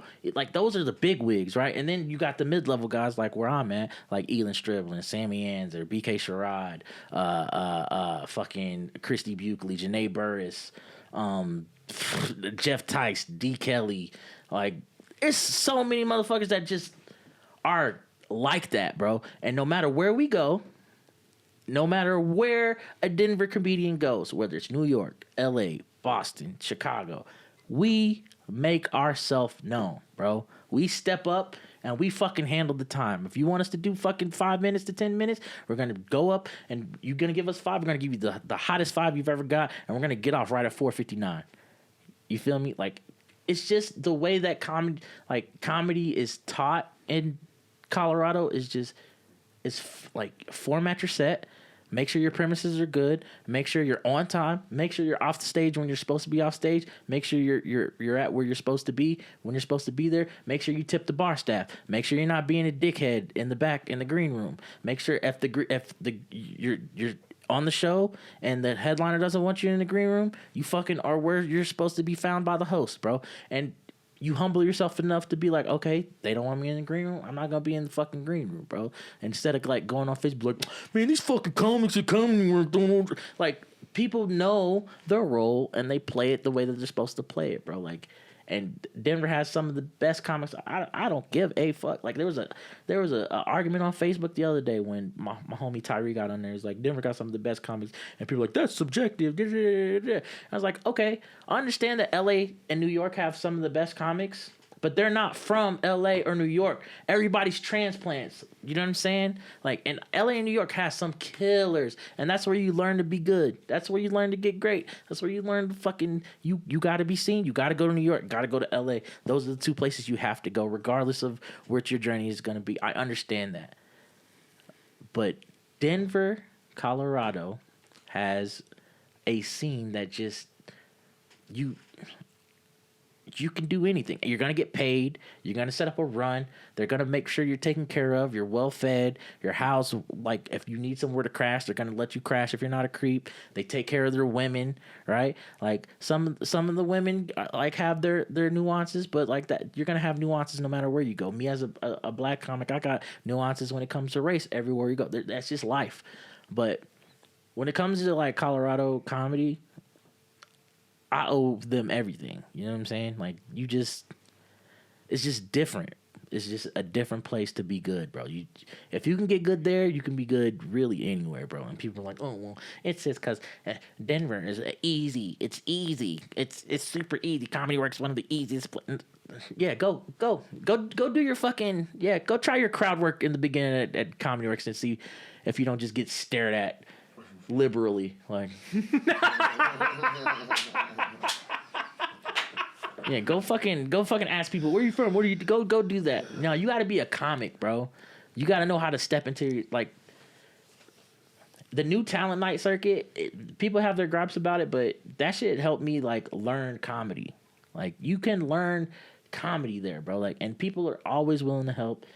And you can see whether shit's working or not because you have so many things to go off of. Like, oh, look at the roast battle guys. Look at Dead Room, how they're doing. You know what I'm saying?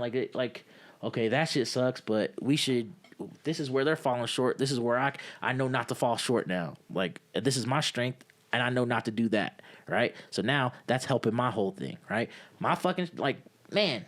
I can go on about the Colorado scene forever, bro. Just real quick, so it sounds self-explanatory, but the new talent circuit, explain that. New Talent Night is it's like a program for up-and-coming comedians, right? So, like, they have a ranking system all the way from newbie sets all the way to pro sets and A sets, right? So it's a ranking system. So, like, every Tuesday, they throw, like, a open mic, showcase open mic type shit. Right, so you get selected for it, and it takes like 6 to 12 weeks to even get in the rotation. You have to make a profile online, and you got to go sign up. Yeah, you got to sign up every for like 2 weeks in advance for like certain dates, right?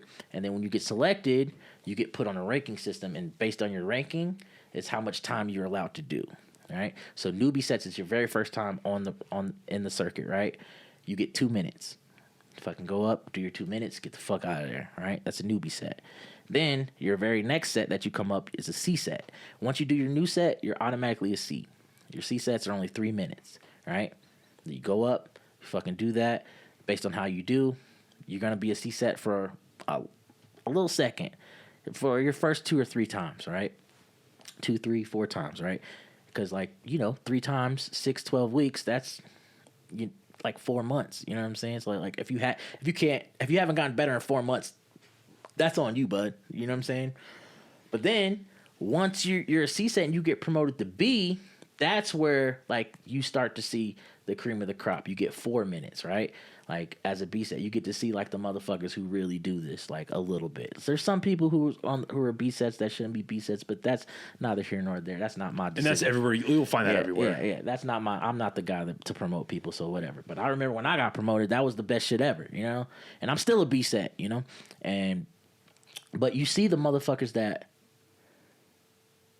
when they're Bs, they're trying their best to get like promoted to an A set. You know what I'm saying? And Comedy Works only promotes like people to the pro list and almost famous list every like 2 to 3 years. So like you're gonna be a B for a long time.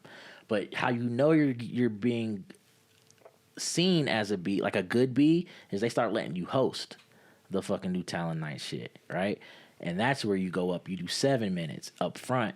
You do your first 5, and then you take 2 to like explain how New Talent Night works, right?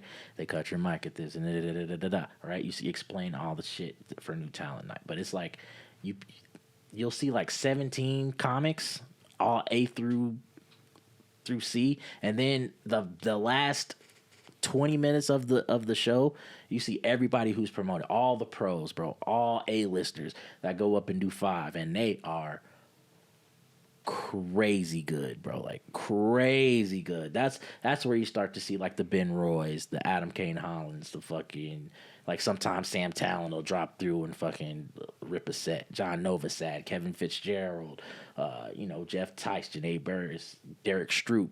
If you don't know who Derek Stroop is, look him up right now. That's the next guy coming out of Colorado. Who's fucking dope. He just did a Comedy Central set, and he did Conan like a month or 2 ago. He's touring all over the world and all that shit. And he's an A set, and he comes through and he's trying out and testing his material. So like that gives an opportunity for all the B sets and under to watch pros really come out and work, because that's their open mic in front of fucking a sold out room, That's what I love about watching advanced comics, because I feel like I alluded to the gym where it's like you start out, it's lighter weights, you're building muscle, but you get so experienced that your tryout set is you just throwing around the 50, 40 pounds.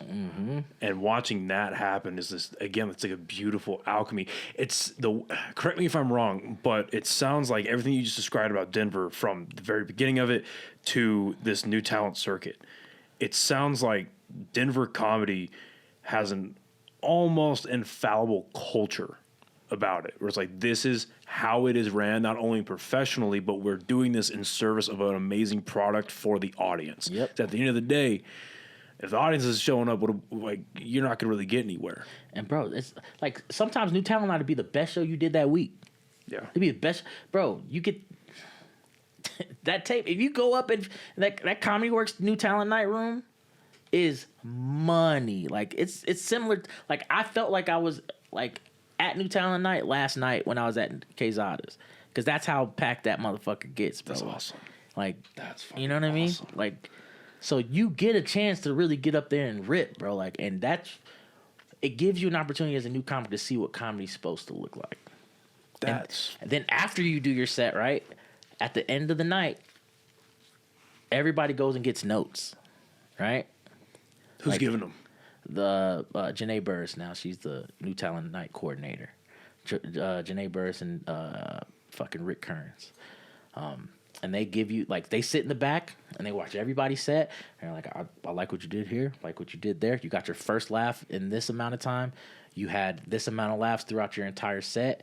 Damn. This is your laughs per minute. I was gonna say, they're giving you LPMs and shit. Yep. So just to play devil's advocate, I gotta ask, what is making them qualified to have that position? Because again, obviously comedy's subjective and this and the other, but like this is the way you're presenting it. It is such an esteemed thing, and it's such an established show in a very big city that is known for comedy. Yeah. So to have that position, not only is it, I'd imagine, highly sought after, it has to be so scrutinized in the selection process by whoever's selecting that. So for these two people, what is making them have the prerequisites to do the job properly? Because they've been doing it. All right, Janae Burris just run some of her credits off. Has her own one-woman show off of I think Broadway. She does. She won the New Faces contest that Comedy Works throws every year. Right. She's done JFL. She tours with Josh Blue. She's an opener there. She features for him when she goes around. Josh Blue started out at New Talent Night, which is crazy. You know what I'm saying? In Denver. What else does she like? She's a actor, screenwriter, all that shit. So like, and she's like She performs every weekend. She's a pro. She headlines Comedy Works. You know, so she's one of their pros. She's one of their headliners. This is her life. Yeah. Rick Kearns, fucking veteran. If you don't know who Rick Kearns is, look him up, bro. I think he was. You know, he used to tour with Larry the Cable Guy and Ron White and all those guys. You know what I'm saying? So like, he's an OG. Like, he was the original Denver OG. You feel me? So, like, you got two people with at least 30 years of experience combined giving you notes on how things supposed to do. Oh, I've heard that before. You probably shouldn't open up with what's up fuckers. How many people you think open up with what's up fuckers? I'll tell you one person that does. Pauly Shore. You want to be him? Like, that shit. I don't know, man. When you did that last night, that got a good pop. That was fucking hilarious. But I did it in a way that was like, New Mexico. Yeah, I didn't just go, what's up, fuckers? Right? Like, I was like, what's up, fuckers? What's up, fool? Like, you know what I'm saying? That I was playing on like the fucking culture in Albuquerque. Yeah, you know what I'm saying? It was good. Yeah. Oh fuck, man! You just got me excited about Denver, bro. You come through, bro. That's one of my goals. All of Colorado, man. The whole Colorado has so many. Fort Collins is one of the dopest comedy scenes up there. It's just fucking far from Denver. So people who do comedy in Fort Collins don't have to drive all the way down from New Talent. David Rodriguez opened up this spot called the Comedy Fort, and it's one of the best clubs in America. The owner of Dry Heat, Sarah, I had her on the podcast a couple weeks ago. She was telling me about Comedy Fort. Yeah, bro. Dope. Everybody wants to shoot their special there because the room is dope. The culture's there, and it's established the same like New Talent Night, right? So, like, they have their own open mic type shit. They have their own New Faces contest. They have their local killers that they're grooming that don't want to have to drive an hour and a half away. Which is fair. Yeah. Because a lot of these guys that are doing comedy, obviously they have they have a life. Yeah. Whether it's a full-time job, they're a parent, whatever it is they're doing. So to take 3 hours... And they're broke. They don't have cars. Yep. Yeah. Take 3 hours out of your day in transportation alone. Yeah, I mean, that's like a, hey, work, can I leave a couple hours early? Okay, we're not going to get paid because it's not salaried. So it's like... And then you're like, as a company, like, I'll fucking make up for it with the $50 that I make. Yeah. So... Yeah, that's sick. Because I just... Also, shout out to Brett Tobler. I don't know if I forgot. Yeah, that's my guy. He's pretty dope, too. Because one of my goals for this year is... I couldn't do it in the first quarter because we were moving into this place and all my money went to moving. Yeah. But in April or May, I want to make my way out to go visit some friends in Austin, do podcasting out there and stuff like that. And then... Austin's a good... last 2 quarters of the year, I want to go to Denver and I want to go to Phoenix. Because, again, I've got friends there, people to see and podcast with, but then also just see what comedy is like out there. You gotta be fucking excited. And plus, and that's another thing, right? The dope thing about Denver is the word of mouth out there is like they're gonna take care of you, so you get to see killers that are visiting for that weekend that drop in on New Talent Night, right? They give them pro sets because they're from out of town, and you get to see what comedy's like from different places in different areas. You know what I'm saying? Like, oh, this Jake Silverman was just there. He's fucking fire, bro. Like, you know what I mean? Like, there's just like you see a bunch of motherfuckers that just come through. And you get different looks at comedy, so you don't ever see the same motherfucker over and over at New Talent Night, you know, unless you're like a part of the roster. You feel me? Yeah. You'll work with some of your friends. But then you'll see in comedy too, as you get better, the people you start out with, you won't see anymore. Not because they don't do comedy anymore, but if they got good, they're booked on a Saturday, you're booked on a Saturday and fucking in Golden, they're booked on a Saturday in Fort Collins. Your other friends booked on a fucking showcase in Colorado Springs. Your other friends in Pueblo. Your other friends, you know what I'm saying? Like in You're Boulder. all growing up. Yeah, we're all like maturing and branching out, right? But at the end of the day, we even have like a bar for comedians called Wide Right, ran by Megan DePonso, right? She owns it. Where everybody after their shows, they just go and fucking drink and hang out and talk about their shows. She has shows there during the weekend too, so you'll get to see what's going on at that time when you fucking come up here. So when you come in, people are like, oh, what were you on? What show were you on? Oh, that's a nice room, dude. You should, and that's how you get booked because everybody's at Wide Right because that's the spot to hang out. You feel me? So like we even have like a comedy safe haven. That's what's up. So it's like you know it's the blueprint for comedy is there. In Colorado, in a nutshell. It sounds like the execution is there more than a blueprint. Like it's happening. Like this is. There's some areas of opportunity as with any place, but for the most part, I fucks with Colorado, bro. Like we're spoiled, bro. That's Spoiled. Spoiled when it comes to pay, when it comes to like talent, when it comes to booking venues that want comedy. They love comedy. People in Colorado love going to comedy shows. That's just what it is, bro. They love it. So they love live entertainment. How do you meet Sam Talent? I gotta ask. That guy has become one of my favorite comedians in the last year. Oh man, I love that guy, bro. He's like, I'll tell you this. Actually, let's take a quick break. Yeah. So I gotta pee. All right. I said this is gonna be great. Yeah. And I wanna give you. I've been giving you undivided attention, but I really want to fucking lie. So give me a quick second. We're gonna take a quick break before we get started with what we're talking about with Sam Talent. I just want to say, man, on the outset, this is why I love podcasting. Yeah. Shit like this. This conversation has been fucking awesome. So thank you again. Thank you for dropping in. Hell yeah. Thank you very much for coming and doing this. Always. With Sam Talent, it's funny because Sarah Kennedy, the owner of Dry Heat, I guess her and Sam, at the very minimum, have like a professional relationship, and I guess he would come down a lot way back in the day, and do a lot of sets at an improv place here we have called The Box. Mm-hmm. So it's just cool to see how many there's a lot of like mutual connections and like these people know these people and they know that they've worked with them. So all right, how did you meet Sam Talent? So I originally met Sam when did I for the first time? So there was this remember we used to run Dab Lounge, right? And people would always be like, yo, man, next time you get Sam Talent to come through, let me know. Next time y'all get Sam Talent to come through. I was like, who the fuck is this Sam Talent guy? Who is this guy? I hear this name everywhere I fucking go. But he was already, on his boom, right? Already torn. So, I wouldn't see him locally, right? And, if you ask, most of the Colorado Springs comics why they started comedy is because they watched Sam Talent at Looney's. No shit. Yeah, right? And I was like, who the fuck is this guy? And the owner of the comic was like, bro, if you get to see Sam Talent, go watch him, right? And I remember him hosting, no, not hosting, but I remember him headlining Comedy Works on a Wednesday. And I was like, you know what, I'm in town. And what year is this? This is 2021, 2020-ish. Right before pandemic or whatever, or after pandemic. I never knew who the fuck he was, right? And I never got to see him work.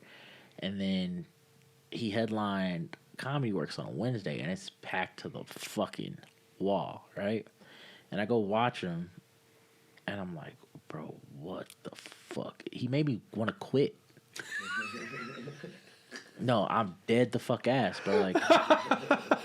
Holy shit. No, I swear to God. How long was this set? God, it was an hour, bro. Damn. And I was like, I watched him work, and I was like, I could never do that. Because that dude is so free. And he's so himself. When I was like, bro, I swear to God, I was like, bro, you should just not do this anymore. Damn. You can't do that. You can't do that. You're not going to be able to do that. And he's not even famous. That's what I said. He's not even famous yet. You can't do that, right? So I watched him headline, but I was too bashful to like go and walk up like, yo, you're great, right? So then he's doing a show. He's coming to Colorado Springs, like, to do this spot called Lulu's, right? And my boy Ben, he moved on from the Dab Lounge. Dab Lounge got raided and shut down, right? Raided multiple times. Yeah, got raided, shut down. He gets his last felony for that, and Ben opens up. He goes and starts hosting comedy at this spot called Lulu's. It's another place in Manitou that's really cool for like the indie scene, right? Whether it comes from like bluegrass bands, fucking whatever, whoever's live entertainment, they love it. And Ben was like, "Hey man, do you want to open for Sam?" And I was like, "Sure, fuck yeah, I do." Right?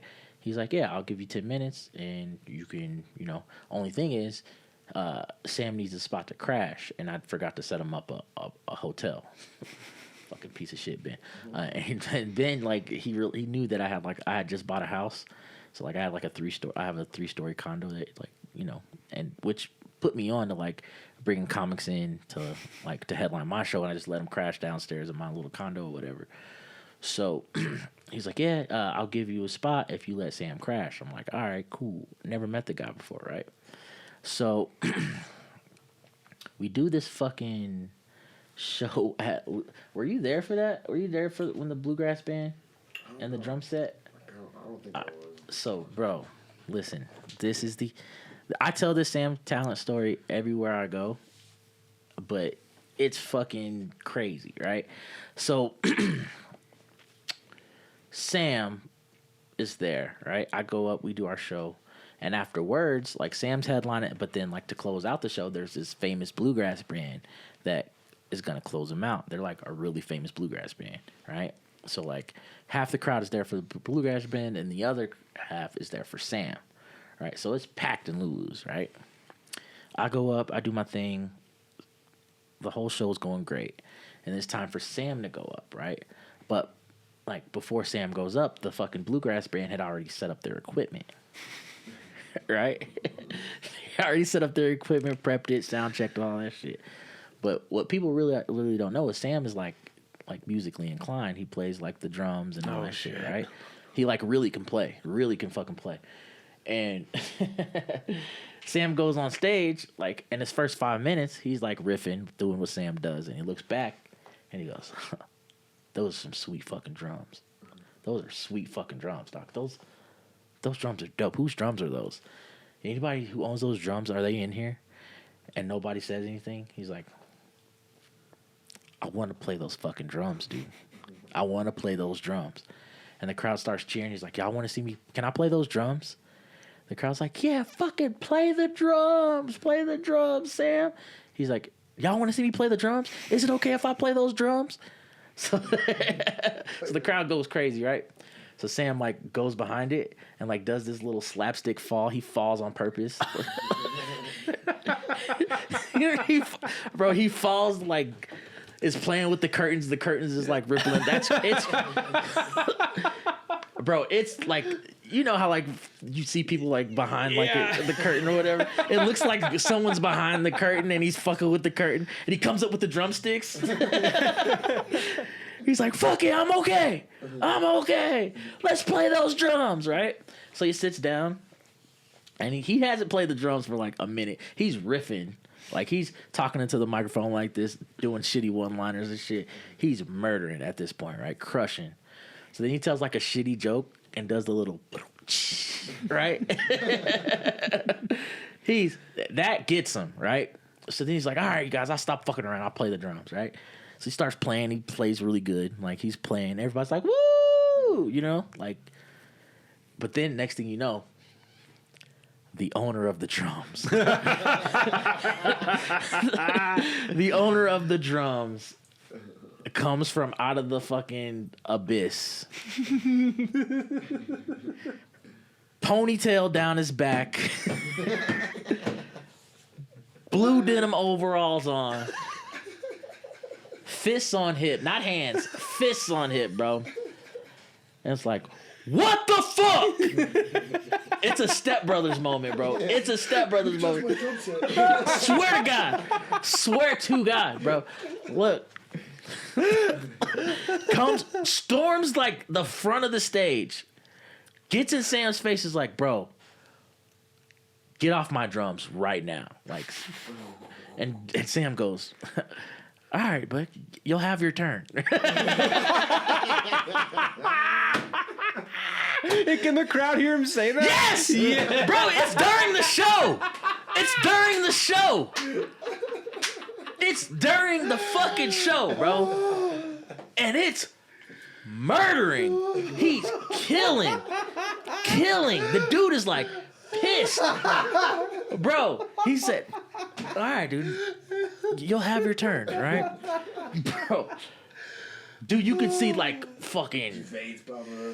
You could see the exclamation point. Like, you ever play Metal Gear Solid when someone realizes who you are? Like the fucking like you could see it coming off this dude's like forehead, bro. He's fuming. He's like, bro, get the fuck. Who the fuck said you could play my drums? Who said you could play my drums? Sam stops and goes, well, they did.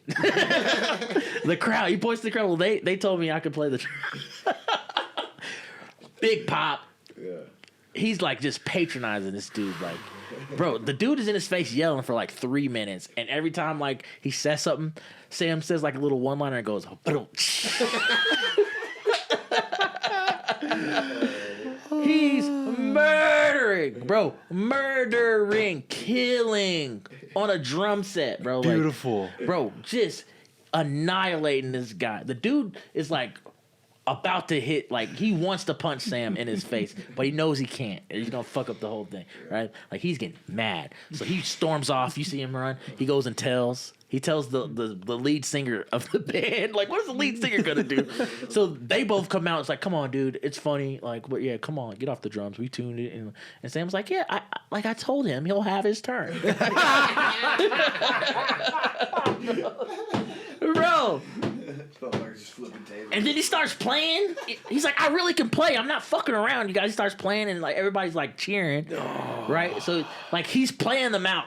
Like, they walk off, dog. They walk off. They go get the owner of the establishment. They go get the owner of Lulu's, and they're like, you can see him in the back, like doing the whole thing. I'm on the floor the whole time. I'm rolling, laughing, bro. Like I am dying, bro. Like, and he's crushing. He's doing his bits all from like sitting in a fucking like drummer's chair, stool, right? And he's doing his set, like, and fucking playing the drums, right? Crushing, right? So now the owner of Lulu's comes from the back. It's like, hey, man, we get it, bro. But they're like an established bluegrass band. They have etiquette. Like, come on, bro. You get off the drums, bro. What does Sam say? Crowd. Didn't I tell him he's going to have his turn, bro?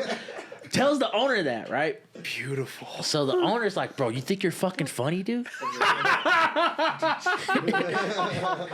The owner, you think you're fucking funny, dude? I'm being sick. Get off the drums, bro. So Sam's like, I'll get off when I'm ready to get off the drums, right? So like, they turn off the mic to the drums or whatever. Oh, so like, they turn off his mic behind the drummer. So like, Sam finally goes up and like grabs the stand-up comedy mic and starts doing like bits, but he takes the mic and he goes back to the drums.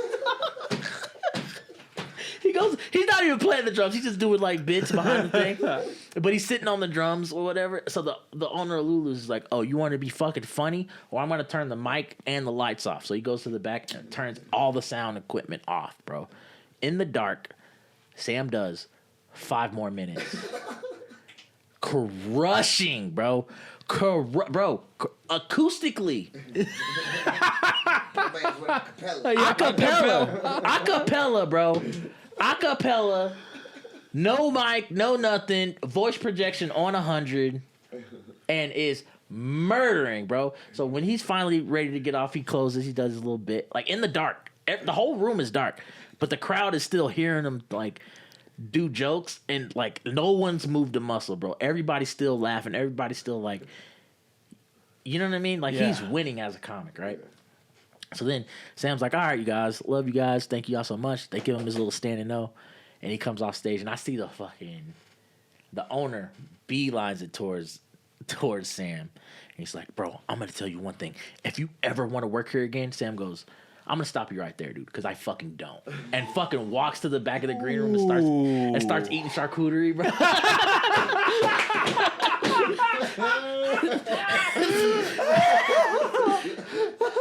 And I was like, comedy god level 100,000. Like, I'll never forget that shit ever. That is ingrained. I will never forget that shit ever, bro. Like, and that's when I was like, bro, he is the greatest. He is one of the greatest I've ever seen live, bro, ever. One of the greatest. And like, he stayed at my house. We went to like the Colorado State football game afterwards, and like I really got to like talk to him and know him and like, you know, understand his background. He had a guy named Michael Isaacs, a really funny comic featuring for him. They're like on tour and shit, and like I really got to like, you know, get to know Sam and, you know, just say hello. And, you know, he stayed at my house and we talked for a little second and I went to bed and we woke up, we went to breakfast and went to the game, and we've been like, we were acquainted. I wouldn't say we were friends, but like we were acquainted then. Like, you know, you could tell he was like showing like some gratitude for the hospitality and all that. He's always a good guy. But we became friends because like how we became really, really close. Like, David Bory, I don't know if you ever heard of him, but he's like the voice of Comedy Central. He's a writer. He has a cartoon on Adult Swim, Royal Crackers. Make sure y'all check it out. Season 2 is about to drop. But me and him, we meet at the back of Wide Right. And I didn't even know David Bory was a comic. I didn't know who he was. I didn't know what and he didn't know I was a comic, right? And we're just sitting in the back and we're watching the open mic go on, and we're just like, people like say like a shitty premise, and we just like riff on it and like make each other laugh because we're the only black guys in the back, right? And we're just talking and we're just like shooting the shit, right? Like having a good time. And like I leave, and then the next week I come back and he's there again. So he's like, yo, what up? Right? Like, and we fucking dap each other up and shit. And like, we're sitting in the back, we're chilling, and Sam Talent walks in. He's like, Dave, you know Brian? And I was like, oh, first of all, hi, Sam. How are you doing? You know what I'm saying? Like, he's like, you know Sam? I was like, bro, you know Sam Talent? And David just looks at me and goes, ha! Do I know Sam Talent? Right? Bro, David Bory and Sam Talent are like the bestest friends. They're like best friends. They grew up together. They went to high school together. And they're two of the funniest motherfuckers in the world. And like, I get invited to like a barbecue. Sam's there, David's there, like people that they like are there. You know what I mean? And I'm just like, I gravitated towards Sam's brother-in-law. His name's Mel, and you know, me and Mel, we started kicking it really hard. And me and David started kicking it really hard. And like, Mel is married to Sam Talent's sister, right? Sophie. So me, David, Mel, Sophie would all kick it. We'd go to concerts and shit like that together. And I forget that sometimes I forget Sophia is like Sam's sister. So Sam would like show up, make his little appearances, and like, you know, we start going to fucking cookouts and shit like that. So that's how I became like a part of that circle, you know. What a fucking story. Yeah. I'm just for whatever reason, that whole story with Sam Talent at Lulu's played in my head in animated style. Yeah. I don't know why. But like, that is that everything from the dude yelling at him to the lead singer to the fucking people cutting off his equipment. Obviously that's what's so beautiful about comedy is you give that to any other comedian, they're going to handle it a different way. I'd be hard pressed to find a comedian that does it better. And just with how Sam Talent carries himself, the way he presents himself on stage, he's like a real life animated character. That is fucking oh my God. Holy shit, that's fun. And it's awesome you're able to actually build and foster a relationship with somebody like that. Because I'd imagine there's a lot of mentoring moments that happen between the two of you. Oh, it's trial by fire. Yeah. It's Sam is like, he has this philosophy. It's like, yeah, man, comics don't get bullied enough. No, seriously, like, because like right now in this age of comedy, everybody thinks they're good. Everybody thinks they're fucking headliners because they're hot in front of a camera. They got a 6-pack that people want to look at. They got big titties, like shit like that. Like, but no one is able to hold them accountable to what they do on stage because they're able to pack the room, right? It's like, I don't care how, like, in this day and age right now, the philosophy for bookers is, I don't care how good you are. It's like, can you... Asses in seats. Yep. But, and there's still some, like, traditional comedy bookers out there like, I don't give a fuck who you are. If you can't fucking, if you're not going to entertain my crowd, my venue is known for bringing the funniest motherfuckers in there. So I respect motherfuckers like that. But, like, at the same time, the TikTokers, the Kill Tony guys, who are pretty good. Some are pretty good, but some not so much. It's the day and age to where, like, if you're good on social media, people will come see you, and it is what it is. I've seen. Well, and I would imagine, obviously, it's the long, especially with social media the way it is right now. It's the longer. It's a slow burn to the objective, but as a booker, you want the notoriety for your venue to be, hey, no matter, I don't even have to look at the bill. If I'm going to Comedy Works, if I'm going to the Laugh Factory, if I'm going to the Mothership, I'm going to wherever, I'm not even going to look at the bill because I know it's Friday night. It's any night, right?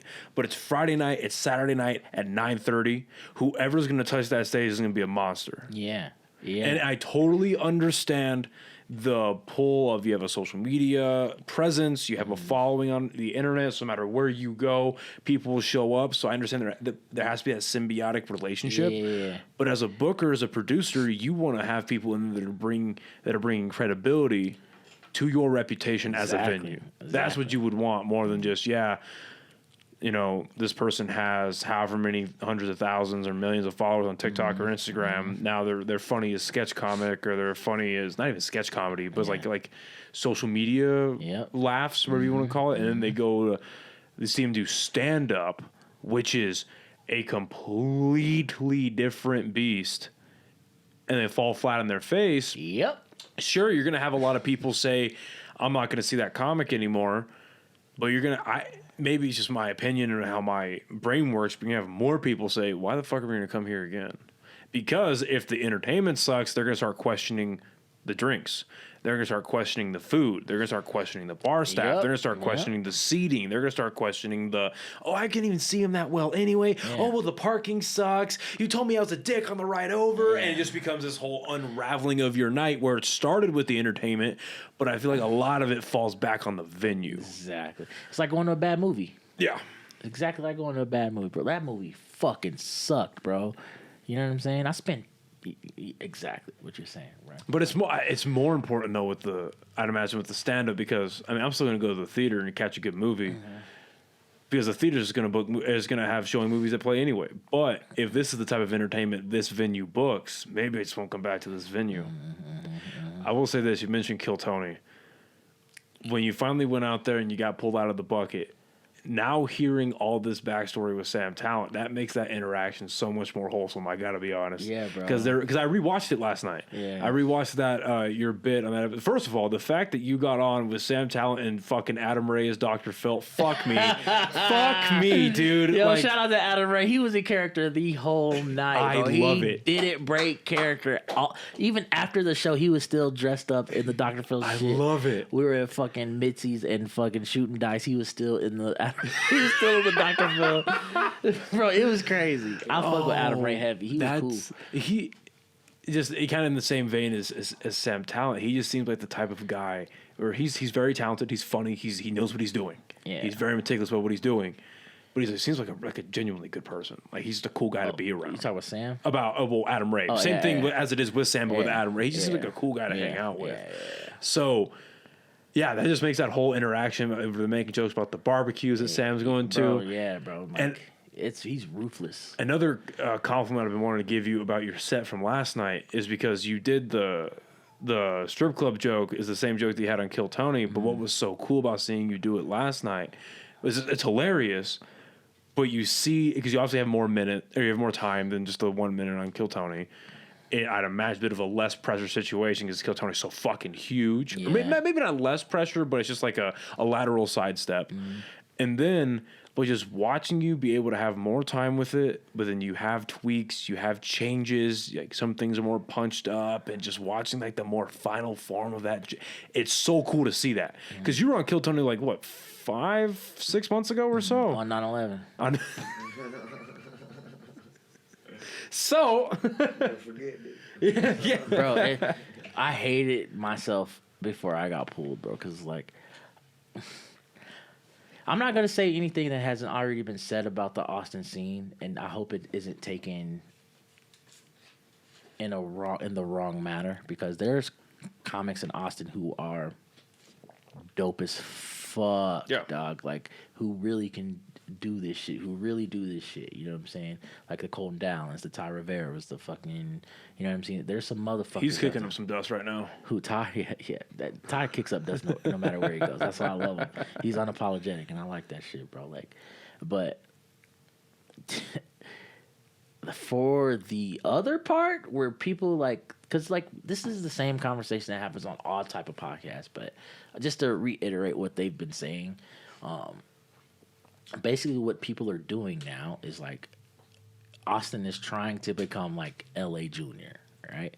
To where you're trying to go out there and be somebody. The mothership's there, Joe Rogan's there, Shane Gillis just moved there, Ron White lives there. There's like motherfuckers you get to really go see. Heavy hitters. Yeah, heavy hitters at the mothership in Austin.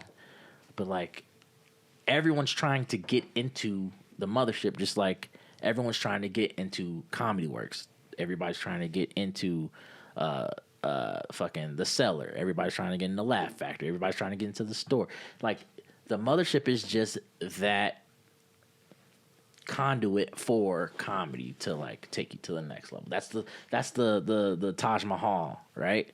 In Austin, right? So it's dope. If you've ever been in there, there's 2 rooms, the little what is it called? Little Boy and Fat Man. Little Boy, yeah. From Breaking Bad is funny. But like when you actually walk into the Fat Man, when I walked in there for Kill Tony, bro, I was like, I understand that. Like, yeah, it's probably cool. Like, I've only like before I even got pulled, I only watched Kill Tony like a couple times because everybody's like, bro, you should go do Kill Tony. You should go do it. You should go do it. So when I had the opportunity to go, I went. Wasn't even expecting to get pulled, but like when they pulled that curtain back and I looked and I was like, God fucking damn, bro. Like, it's a lot of motherfuckers in here, dog. It's like a 300 seater, right? Bro. Something crazy like that? Crazy. Like, packed to the gills. And that crowd is unforgiving, bro. You gotta be... Fuck yeah. You gotta be dope. So I understand when people go up there and like, if you haven't had, like... If you haven't been a part of a program like New Talent Night or some shit like that, and you don't know how to step into your set... And with seeing all those people, I understand how people like freeze up, fold, and not tell their jokes the way that they're supposed to say it. Because like I get it. If you watch some of the cringiest bombs on Kill Tony, I understand it. Because that motherfucker's packed, bro, and they are sticklers. So I get that part, right? Which is great. Comedy Mothership's great, dope.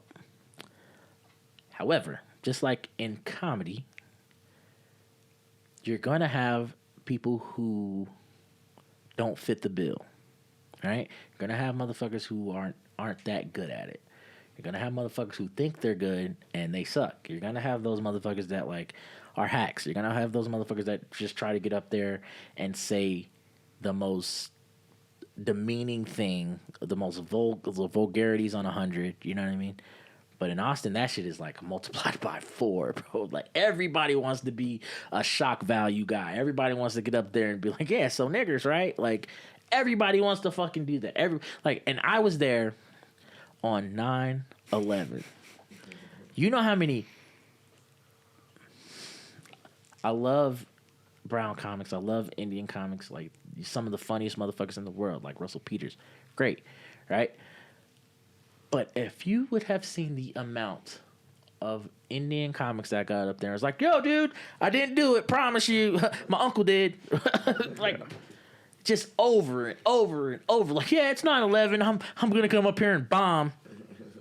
Well, because there's the bar they keep you guys in for all the bucket pools. Yeah. There's an open mic going on in that bar, right? Yes. That's what Zach Abeda was telling me. And that's how I got pulled, right? And like, right when I got off, like, I got pulled. Right out of that for that mic, I do my joke. I like people stand up and clap, and the next thing you know, it's like, all right, we pulled our first name, Brian Sullivan. Like, and I was like, what the fuck? It's like, were you guys watching this or what? Right. Like, it was like some people in the comments said that I got pulled because I was Sam's friend, but Sam didn't even know I was fucking there. He didn't even know I was like in the bucket. You know what I'm saying? There was a lot of talk about that shit. Yeah. And you know what? Well, first of all, the reason why I bring up the open mic is because I imagine you see, it's because it was 9/11. I imagine you see a lot of those jokes at that mic, specifically, like right then and there. I'm sure it was so bad. It was like littered with it. I'm sure. Yeah. But whether or not there are some orchestrated bucket pools, you can bitch, complain, or whatever. Did it make for a good show? It's one of the most watched episodes of Kill Did Tony. Did it make for a good show? We just broke 2 million views. Well, Tony just broke for 2 million views. I can't say I was just a part of it. You know what I mean? Like if it's a good, now it'd be one thing if they were just flat out lying and everything was orchestrated and people say that because Tony's a huge fan of pro wrestling. Yeah. So that's like one thing. But no, because even WWE's like, yeah, it's scripted, but y'all motherfuckers buy the tickets, buy the merch, buy the video games. Y'all love it anyway, so go watch these roided out dudes fight. Deal with it. This dude's falling off a cage. Sorry if we try to, like, I don't know, make the floor a little less hard than your average cement. You fucking psychos. You know, like, so anyway. But no, they advertise Kill Tony as anything can happen. You can have, you know, whatever. So accept it as that and move the fuck on. And if you have a couple of things where it's like, yeah, you know what? Was it a coincidence that someone like the blonde girl that's friends with Uncle Laser, I forget her name. I forget. She's a comic that I've seen on Kill Tony a couple of times, and she'll pop up in my reels and shit. Yeah. But like, she'll pop on a couple of times, or if like some of the staff from the mothership get on Kill Tony, maybe they put their fucking hat or their name in the hat, and they're still working. They get pulled, or maybe Tony's throwing him a bone because he sees the behind the scenes stuff. Right, get over it. But also, if you watch Kill Tony, if Tony wanted a guy on his fucking show, he'll just be like, "Hey man, friend of the show, friend Uncle of mine, Laser. come on up." Right, I love Uncle Laser too. I gotta say, man, that's my guy. I gotta say, that's my guy. He is like one of, if not my favorite, like redemption stories lately, because he came out the gate swinging, coked up, self-admittedly, coked up, doing okay, and then there was a moment where it was a couple of months after the Roseanne Barr episode where she kind of gave him a talking to on stage, where he was like, yeah, I use my social media and I skipped open mics and instead this really, I watched this like 3 fucking times. It was like genuinely good. He was like, yeah, instead of bombing in front of 10 people at open mics like I should have been, I'm bombing at the secret show in front of 200 people, making an idiot out of myself. So now I'm starting to appreciate the craft, learn the process, and really take this seriously and make it better. So then, a couple of months after that, this episode I think came out like 2 weeks ago, 3 weeks ago, he goes back up, boom, bro, boom, and boom, boom, boom. I'll tell you this story, bro. Like, Uncle Laser came through Looney's, Colorado Springs, like a month ago. Yeah, like, and I hosted for him, right? I had a good set like I had last night, one of those sets, whatever. And he has his feature, Colton Dowling, who was going off to shoot his special, so he didn't have his feature with him to go to the next show in Amarillo. I'm gonna tell you how much like all the stories that Cam says about Laser is so true. He's such a genuine dude. He's like down to earth.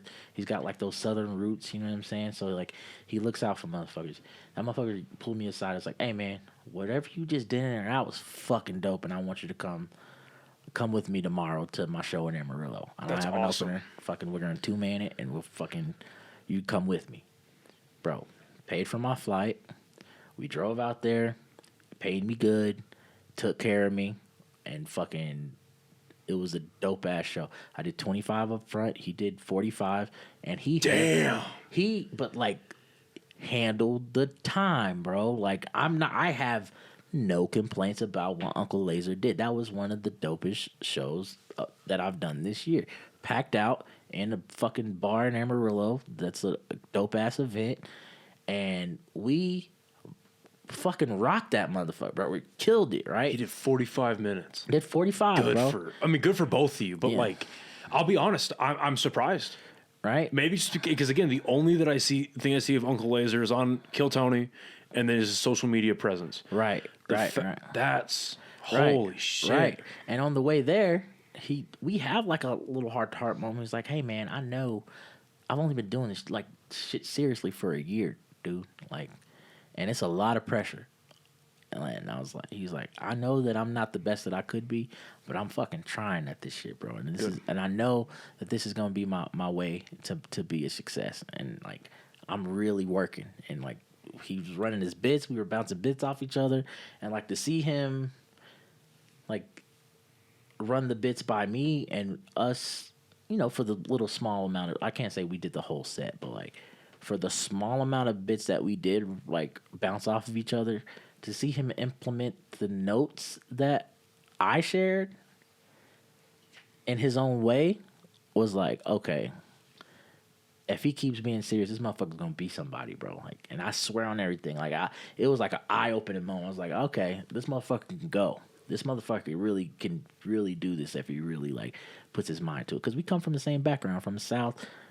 He came up in fucking like, I think it was like oil mills or whatever. You know what I'm saying? I remember him mentioning something on an episode about being out in West Texas. On the oil rigs. Watch motherfuckers just die, get cut in half, and have to like, all right, dude, still got to do my shift. You know what I'm saying? Type shit to like. Lunch is over. Yeah. Do it. And like, what people fail to realize is stand-up comedy is hard, bro. Like, entertainment is hard, bro. Like, you got to think about this. Put this in a nutshell, right? You want to take care of your family, be rich, have a house, take care of your kids, and like be the funniest. You want to like be able to pay all your bills and not have to have a care in the world by talking into a microphone for 2 hours. Who doesn't want to fucking do that, bro? Everybody's trying to do that. Everybody's trying to fucking work towards the top. And if I have an opportunity to do so, whether I'm your cup of tea or not, I'm going to fucking take advantage of it, bro. Well, like, yeah, I'm going to take a show all the way out in fucking Paducah, Kentucky for $1,500. What are you gonna tell me? Like, nah, man, I don't have an hour yet, dude. I'm not gonna do it. Yeah, I'm gonna fucking go do that. Shut the fuck up, bro. If you had an opportunity to go get paid thousands of dollars to speak into a microphone for 45 minutes, you'd fucking do it too. So all those critics in the fucking comment section, like, he shouldn't be, like, shut the fuck up. You try it. All right, so I'm gonna play devil's advocate, push back a little bit on that. So let's say you do get the opportunity, you go out somewhere, you pay a good amount of money. Yeah. But you're doing more time than you know you have. Mm-hmm. How do you figure that out? You better figure it out. Do something. Do a Q&A or something. Do a fucking sketch. You better figure that shit out, bro. You better figure it out. I say, bro, because like there's motherfuckers who've been doing this shit for 20 years. I'm tired of like holding my tongue on this. There's motherfuckers that have been doing this shit for 20 years, coming through with the same fucking 45 minutes that we seen them do 2 years ago, doing fucking making people get up and pop lock and dance and shit to fill time, fucking bringing people on stage, fucking making them twerk and shit, bro. Like, it's ways that headliners that have been doing this shit have been filling time. Not saying that you should be doing this for the up and coming comics. Get good. Like, get good. But in the meantime, bro, you got to entertain. They came to see your name's on that headline bill. Their job is to be entertained and to be funny, bro. Like, that's it. If you even like, we've been reading this book called The Comedians, right?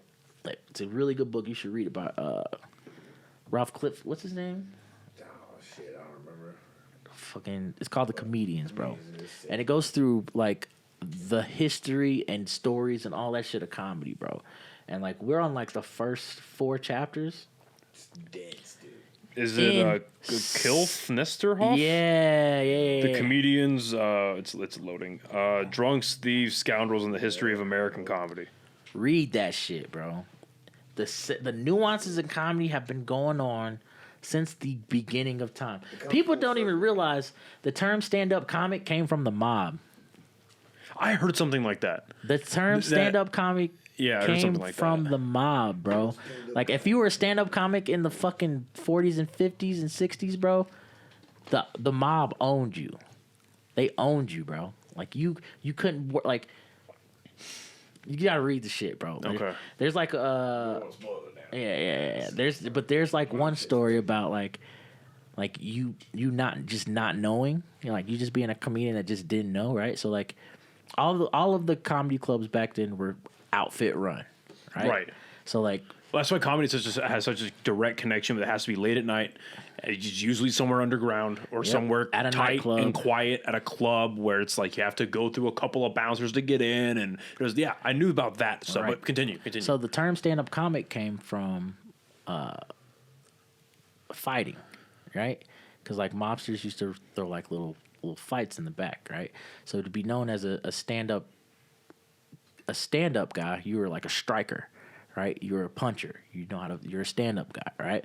So like the term stand-up comic came because you're like a fighter, but like your punches are all jokes. It's joke. So you're a stand-up comic, right? So that's where that term comes from. The mob made it up. It's not just because you're standing up doing comedy. No, it's because you're fighting with your jokes, with your punchlines. It's just joke, punch, right? So that's where that comes from. But like back in the day, right, there was like outfits that had clubs like adjacent to each other, like, you know, and there was this comic who it's crazy. So there's this comic who was supposed to work for one outfit, like he was their club comic, but another club offered to pay them more to come and do a set there. So he takes that money, just not knowing, like, whatever, I'm just trying to feed my family. So like that club hears about it. Right when he steps off stage, he goes outside. Fucking 3 guys grab him and like slit his throat, jump him, beat him up, fucking fucked him up, pistol whipped him, slit his throat ear to ear, and he survived. Oh, and he survived, right? Learned how to talk again, right? 3 years it took him to learn how to talk again. And he was such a real motherfucker. He didn't tell nobody about nothing. Didn't snitch. Didn't do anything. And he became a comedy god, right? And he learned how to talk again and started doing his act again. And that outfit respected him. Like both of them were like, all right, bro, we get it. Cool, man. You're a tough son bitch, bro. What was the guy's name? Oh, fuck, I forgot his name. What was his name? Fucking, we just read it, bro. Not to Parker Carcass. Nah, Harry Einstein's type 2. Parker Carcass is fire, too. You got that one was crazy, too, bro. that story's, you know about Harry Einstein? Parker. All right. He's a white comic, you know what I'm saying? But, like, I know a lot about white comedy history. I know a lot about black comedy history. But, like, this is crazy, right? So, like, you know, Lucille Ball, Desi Arnaz, right? They throw a friar's roast for charity, right? And this dude, Harry Einstein, right? Comedy god, right? He's the father of Albert Brooks and all those guys, right? But he was known as like a radio guy, right? Like fucking dope, right? Super dope. But he has like back pain, and he does like, you know, surgery in the 40s on backs, bro. That's just gonna go wrong. So like he does the back surgery, ends up in a wheelchair, and you know, complications happen. But, you know, he gets confined to a wheelchair. He has to learn how to walk again. But, like, whole time while he's going through recovery, some guy just takes his character and does Park Your Carcass on the radio, right? Does his character. And he's, like, pissed. He's fuming. He's like, what the fuck is going on? You know what I'm saying? So, like, he heals up. He comes back out. And they, like, right when he fucking heals up, they're like, yo, you got to come do this friar's roast for Lucy and Desi, right? Goes up, murders, right? Like, we listened to the set last night. It's on the audio is on What year YouTube. is this? I think 1958. Yeah, 1958. Okay. Right? Murders, kills, crushes, bro. Like, even, like, in this day and age now, you can translate his jokes, right? Like what's going on, right? Kills. Right when he steps off stage, dies. I'm talking about like murder so hard, like standing O, right? Gets a fucking standing O. The host comes up, he's like, man, I'm gonna say that I've said this time and time again, but there's no reason why Harry Einstein shouldn't be on radio right now. And they applaud. Right when he hears that, dies. They do 80 minutes. They work on him for 80 minutes. Dies in the back. Yeah. Went out crushing, dude. Went out murdering. Jesus. Last thing you hear is like come on, bro. God booked him for a gig, dude. Yeah, yeah, Holy bro. Yeah, dog. Go look, bro. Read The Comedians, dog. It's a crazy book. It's a crazy book, and it talks about all the shit we just talked about, bro. Like people stealing your bits, like learning how to like schmooze bookers. You know what I'm saying? Learning like there's it's been around since the dawn of time, bro. Yeah. People stealing your act. Like there's no original ideas. There's no original thoughts. Everybody has like a if you think you just came up with the premise, you didn't. No, of course. Anyone who says this is my original, get the fuck out of it. Because Yeah, bro. the best way I figured out how to say it is human interests are not unique. That's why there's like genres of a thing, and there's only like 7 genres of it, and there's subgenres of it, and yeah, bullshit. But you know, there's just genres of things. But the only thing that's unique about it is how well you know your own taste and how well you know your own perspective and how well you can apply that perspective to this outlook, to this setup, to this premise. Yeah. That's what makes the joke unique. Not like, you know, because I think there's a big, I think it's one of those things like on this, whatever that stepping ladder is of being like a starting out mediocre, okay, good, great, phenomenal comedian is how well do you know your own perspective? Right. How well do you understand your own brain enough to come up with that thought? And then how well are you at the application and then the execution of that onto whatever this set or this bit or premise or whatever that alchemy is? I don't know, like, how do I put this? Like, yeah, I'll never be okay with somebody stealing somebody's joke. Ever. Right? No. Ever. Like Don't that's steal, not, don't steal jokes. Don't but when you steal. have like similar premises, that's gonna happen. When you have like somebody retorting a line that someone else has already done, okay, you're inching up to it, but like, what's the bigger context to that? What's like I know, like we already talked about him, but Laser caught a lot of heat on an episode a couple weeks ago because he had said a Bill Burr line from years and years ago. I saw that in the comment section. Like, and bro, and I was like, bro, don't like one thing they always said, bro. Don't like, read the comments. Don't ever, if you're an intern, don't read the comments, bro. Yeah. Don't respond to the comments. Don't be an amateur.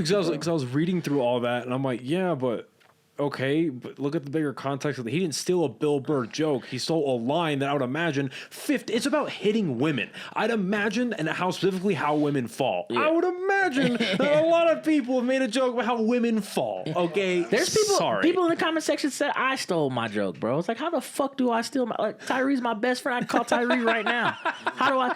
He's like, yeah, that crawling with pussy line's been around forever. Shut up. Okay, all right, bro. up. All right, okay. Yeah. What the fuck? What else? What other line You would know have fit that? Because me and Tyree did go to a. That's neither here nor there. It was my boy's birthday. Mind your fucking business. But here's my thing though, right? Here's my response to that. Even if bullshit criticism like that, my brain goes to okay, random comment guy. So find an open mic and steal your favorite joke from your favorite comedian. Go up there and smash like they did. Yeah. That's not gonna fucking happen. No.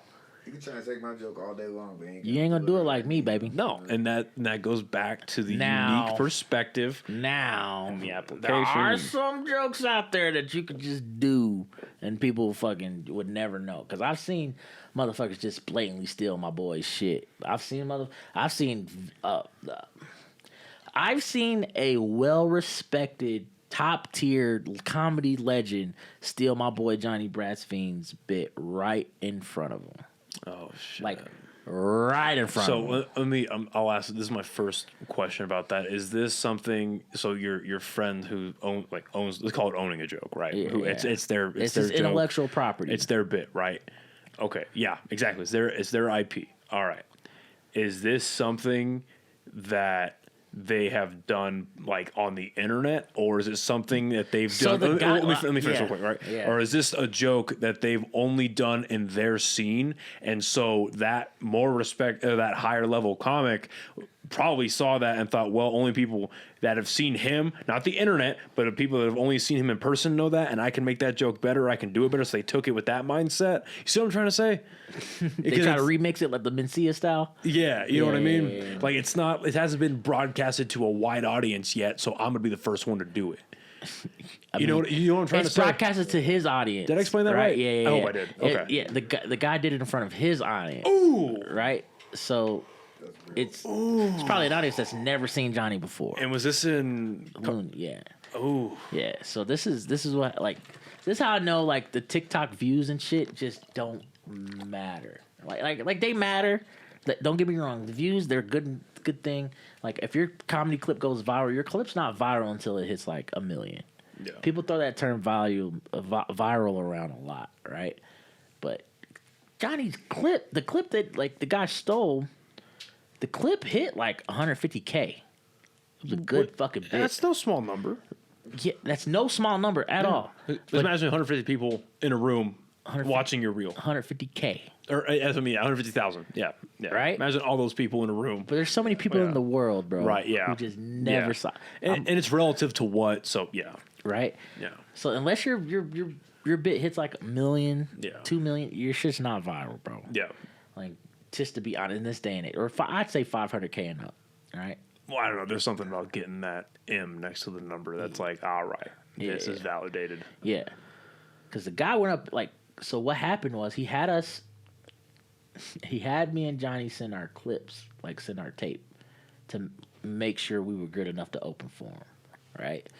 Well, again, just devil's advocate. Was it to make sure you're good enough, or is it just like a professional thing? 'Cause I know a lot of people that have to submit bios, submit clips, submit, segments or whatever it is to show, hey, this is the work that I've done. But we're in Loonies, bro. This is our hood. Yeah. This is my fucking crib. Yeah, you know what I'm saying? But I get it. You know what I mean? I'm just asking. You don't want Rudy Poos to step up and fuck up your show. I get it. There's comics out there that in their writers, like, this show does not require local comics, right? And they'll bring their people, right? But like, this dude had us send our tape in, right? And he watched Johnny go up and murder Johnny Brassfield is one of the dopest motherfuckers that I've ever, like, he just got to get out of his own way sometimes. But he's very good at comedy. He's a very good writer, right? Johnny goes up, crushes, but doesn't do that bit. Doesn't do the bit, right? But the bit is in the tape that Johnny sent. So right when Johnny steps off stage, the motherfucker opens with that. He opens with it. And is it like beat for beat, word for word? He changed one name. So like the bit goes, I think we don't need reparations. What we need is white slavery. Right? He's like don't give me like, yeah, it tightens up, right? No. I make that face because I've heard that joke somewhere.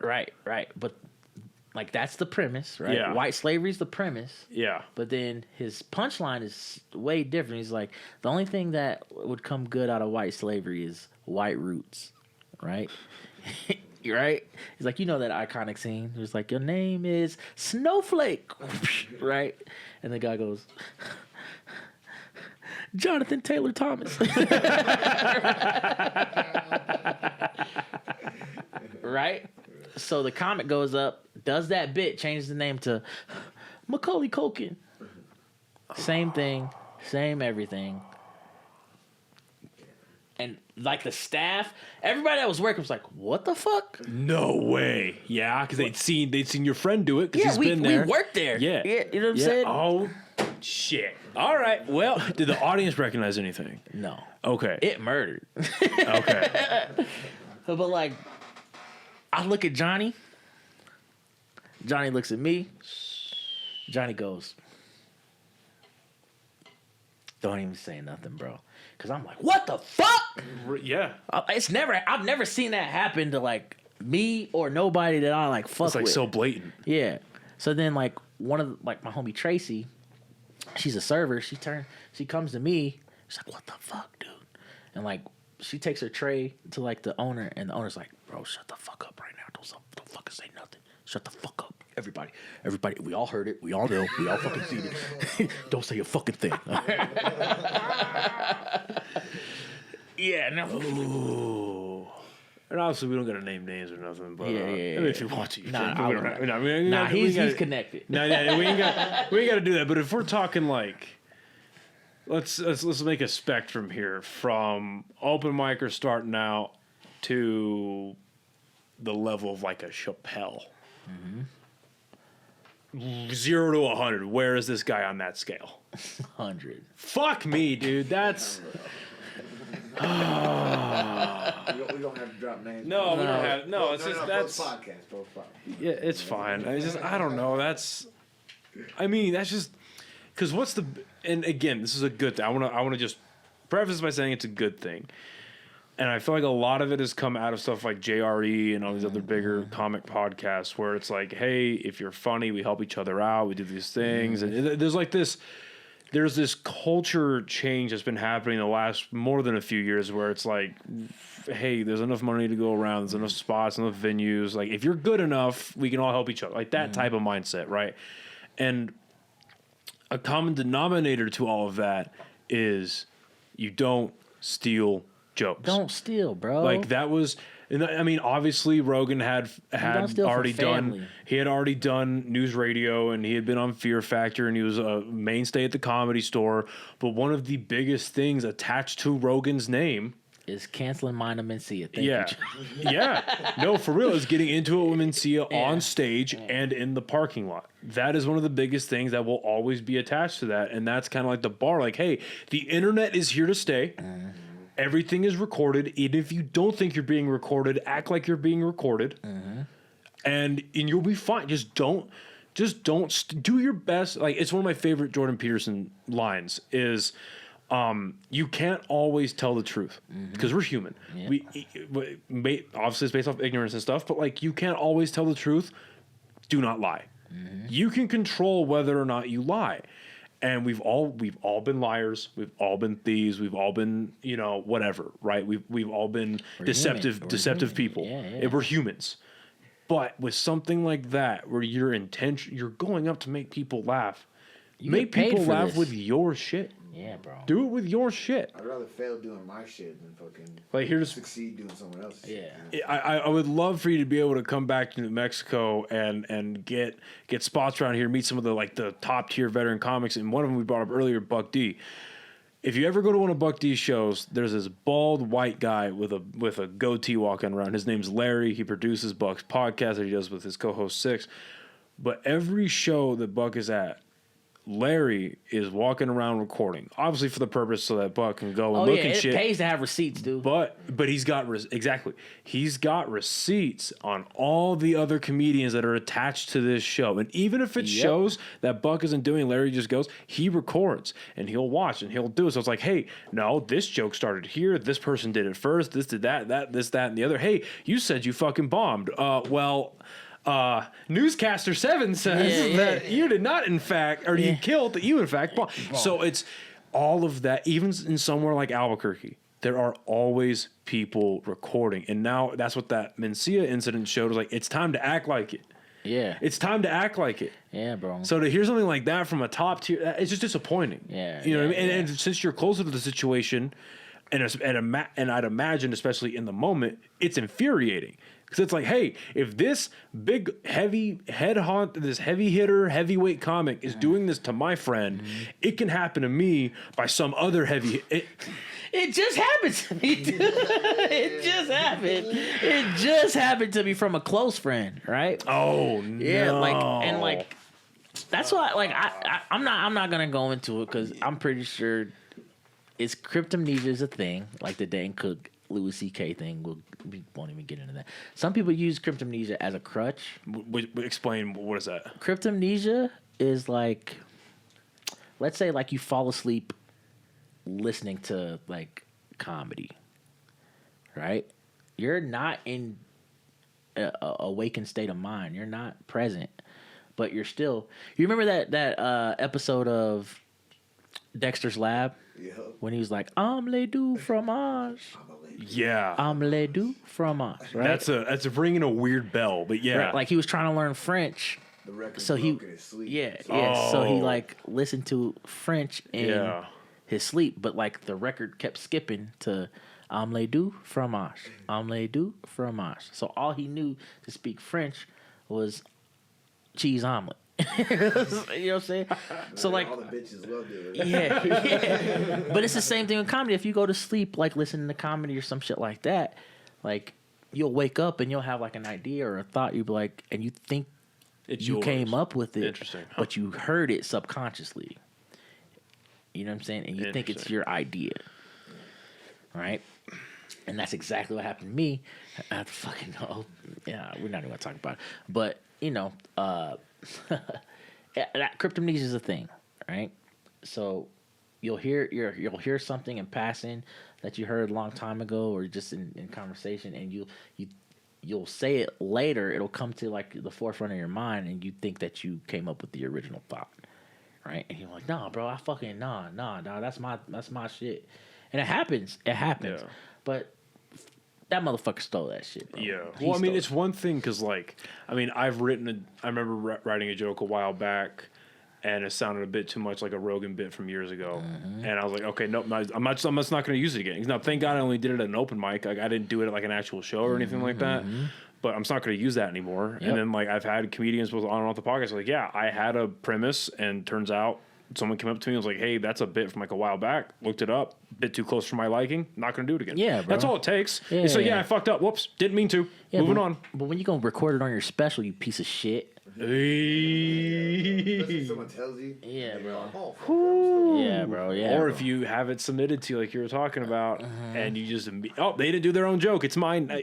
Come the fuck on, dude. Come on. You know what I'm saying? Like, it's crazy, bro. Like, it happens. It's a thing, bro. Don't steal. That's one thing, bro. Don't steal.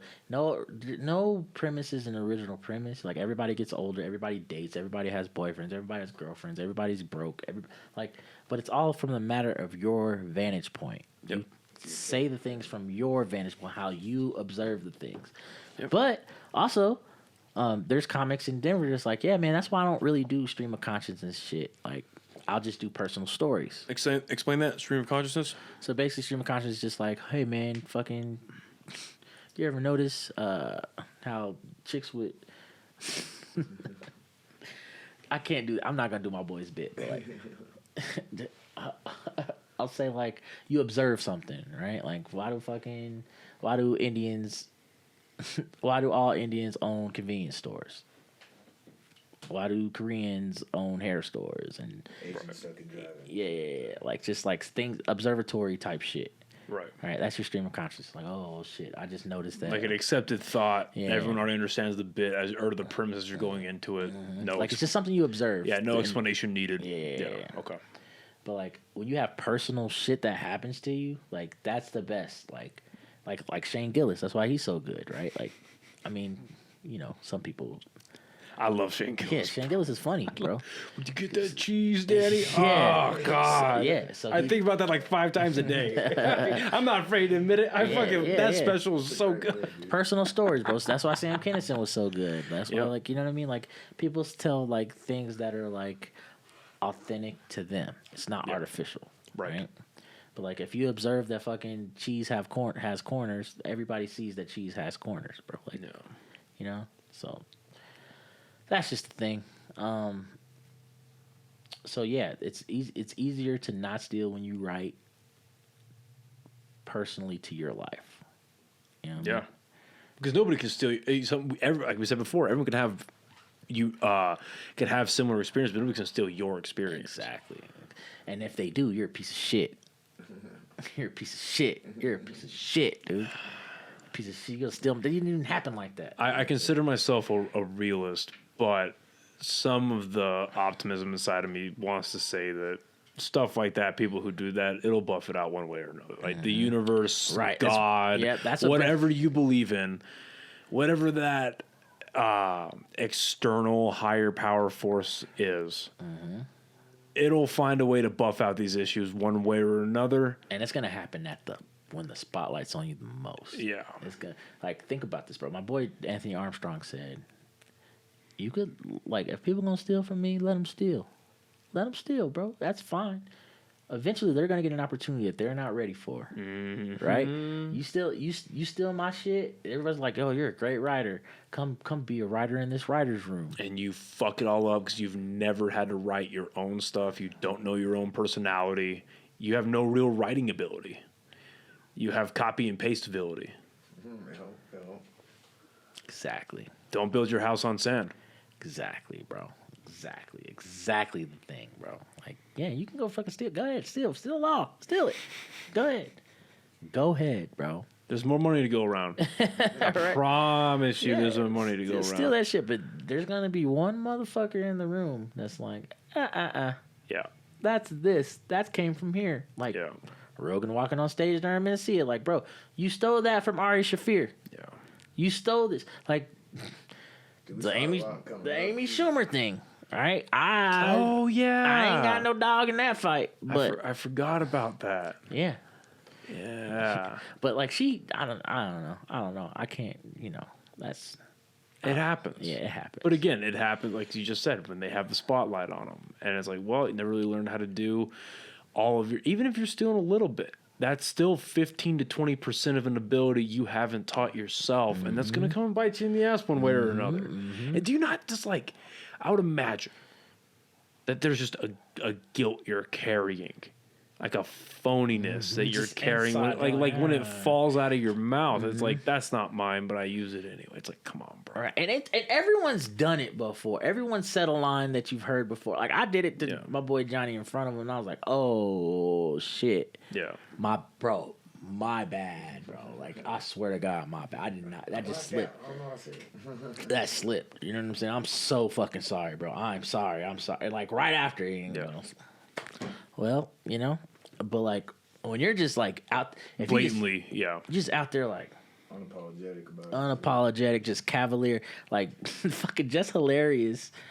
Stole this comics bit out of was it DC or Baltimore, and she's like, yeah, so what? I stole your fucking bit. Go write another one. And Jess is just on the Breakfast Club now.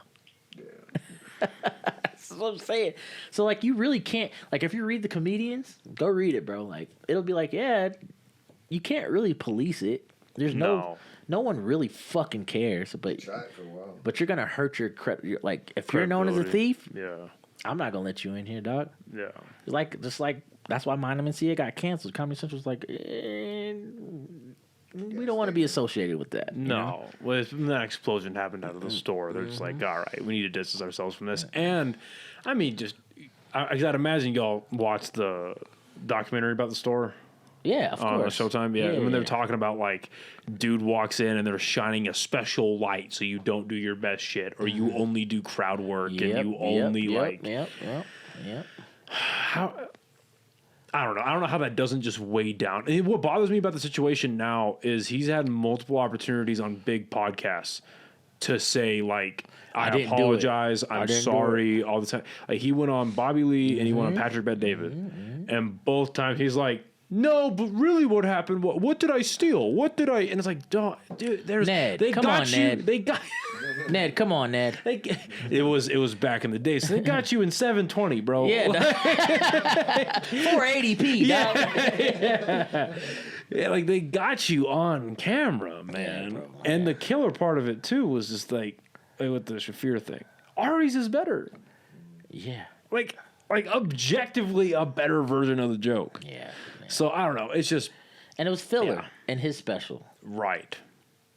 You're right about that. That's just crazy. I don't know, man. And but speaking with people like you, speaking with people like Zach and Josh Fournier is another fucking love that guy. Annihilator here. Love that guy. These guys that are really catching and finding and really honing in their stride. It's okay, these are people that all understand this is how the game is worked. This is how we need to play this. And here are the definite no-no areas you go to. Yeah. this weekend you're featuring for Annie Letterman, but down the road you're the headliner and you're helping mentor and teach the feature act, the opener act, the host. Like, you'll be in that position because these are the lessons you're learning now, but these are also like the red lines that you're not crossing. And again, comedy's a long game. You're not, some people get overnight whatever, whether or not it is overnight, you know, more than likely it's not. More oftentimes it's not, but it's a long game. Like, there's a reason why your favorite comedians are in their late 30s into their 40s. Like, there's a reason why this age range is dominating comedy, because it takes a long time.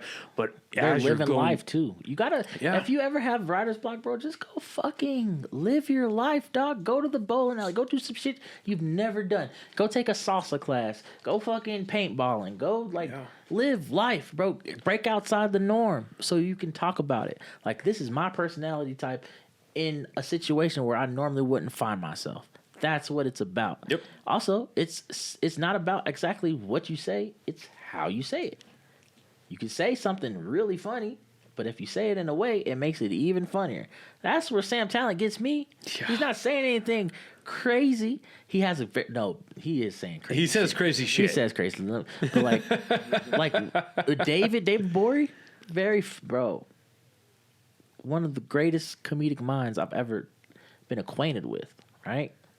It's just, but like when he says things, it's like, and then I was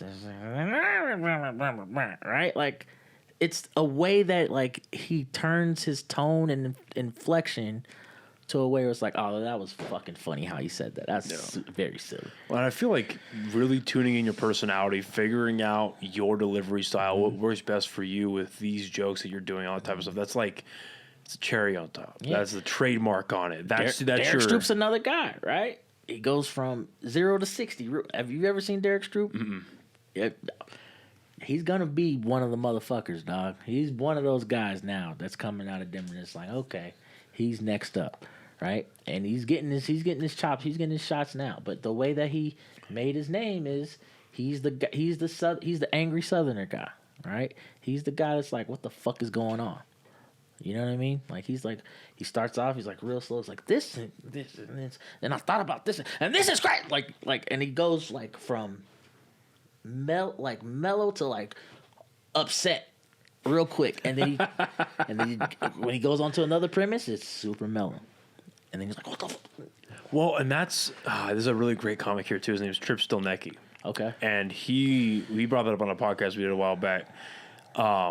Were a big thing for him and his delivery. When this is something that, and after having that conversation, I'm working on that with mine. Where you can't just, if the barometer for if your voice was recorded during your set and you put it into an editor and you see a wavelength, it can't just be this because you're devaluing your voice. You need to, now it's a TED Talk. Yeah, exactly. Go a little lower to get draw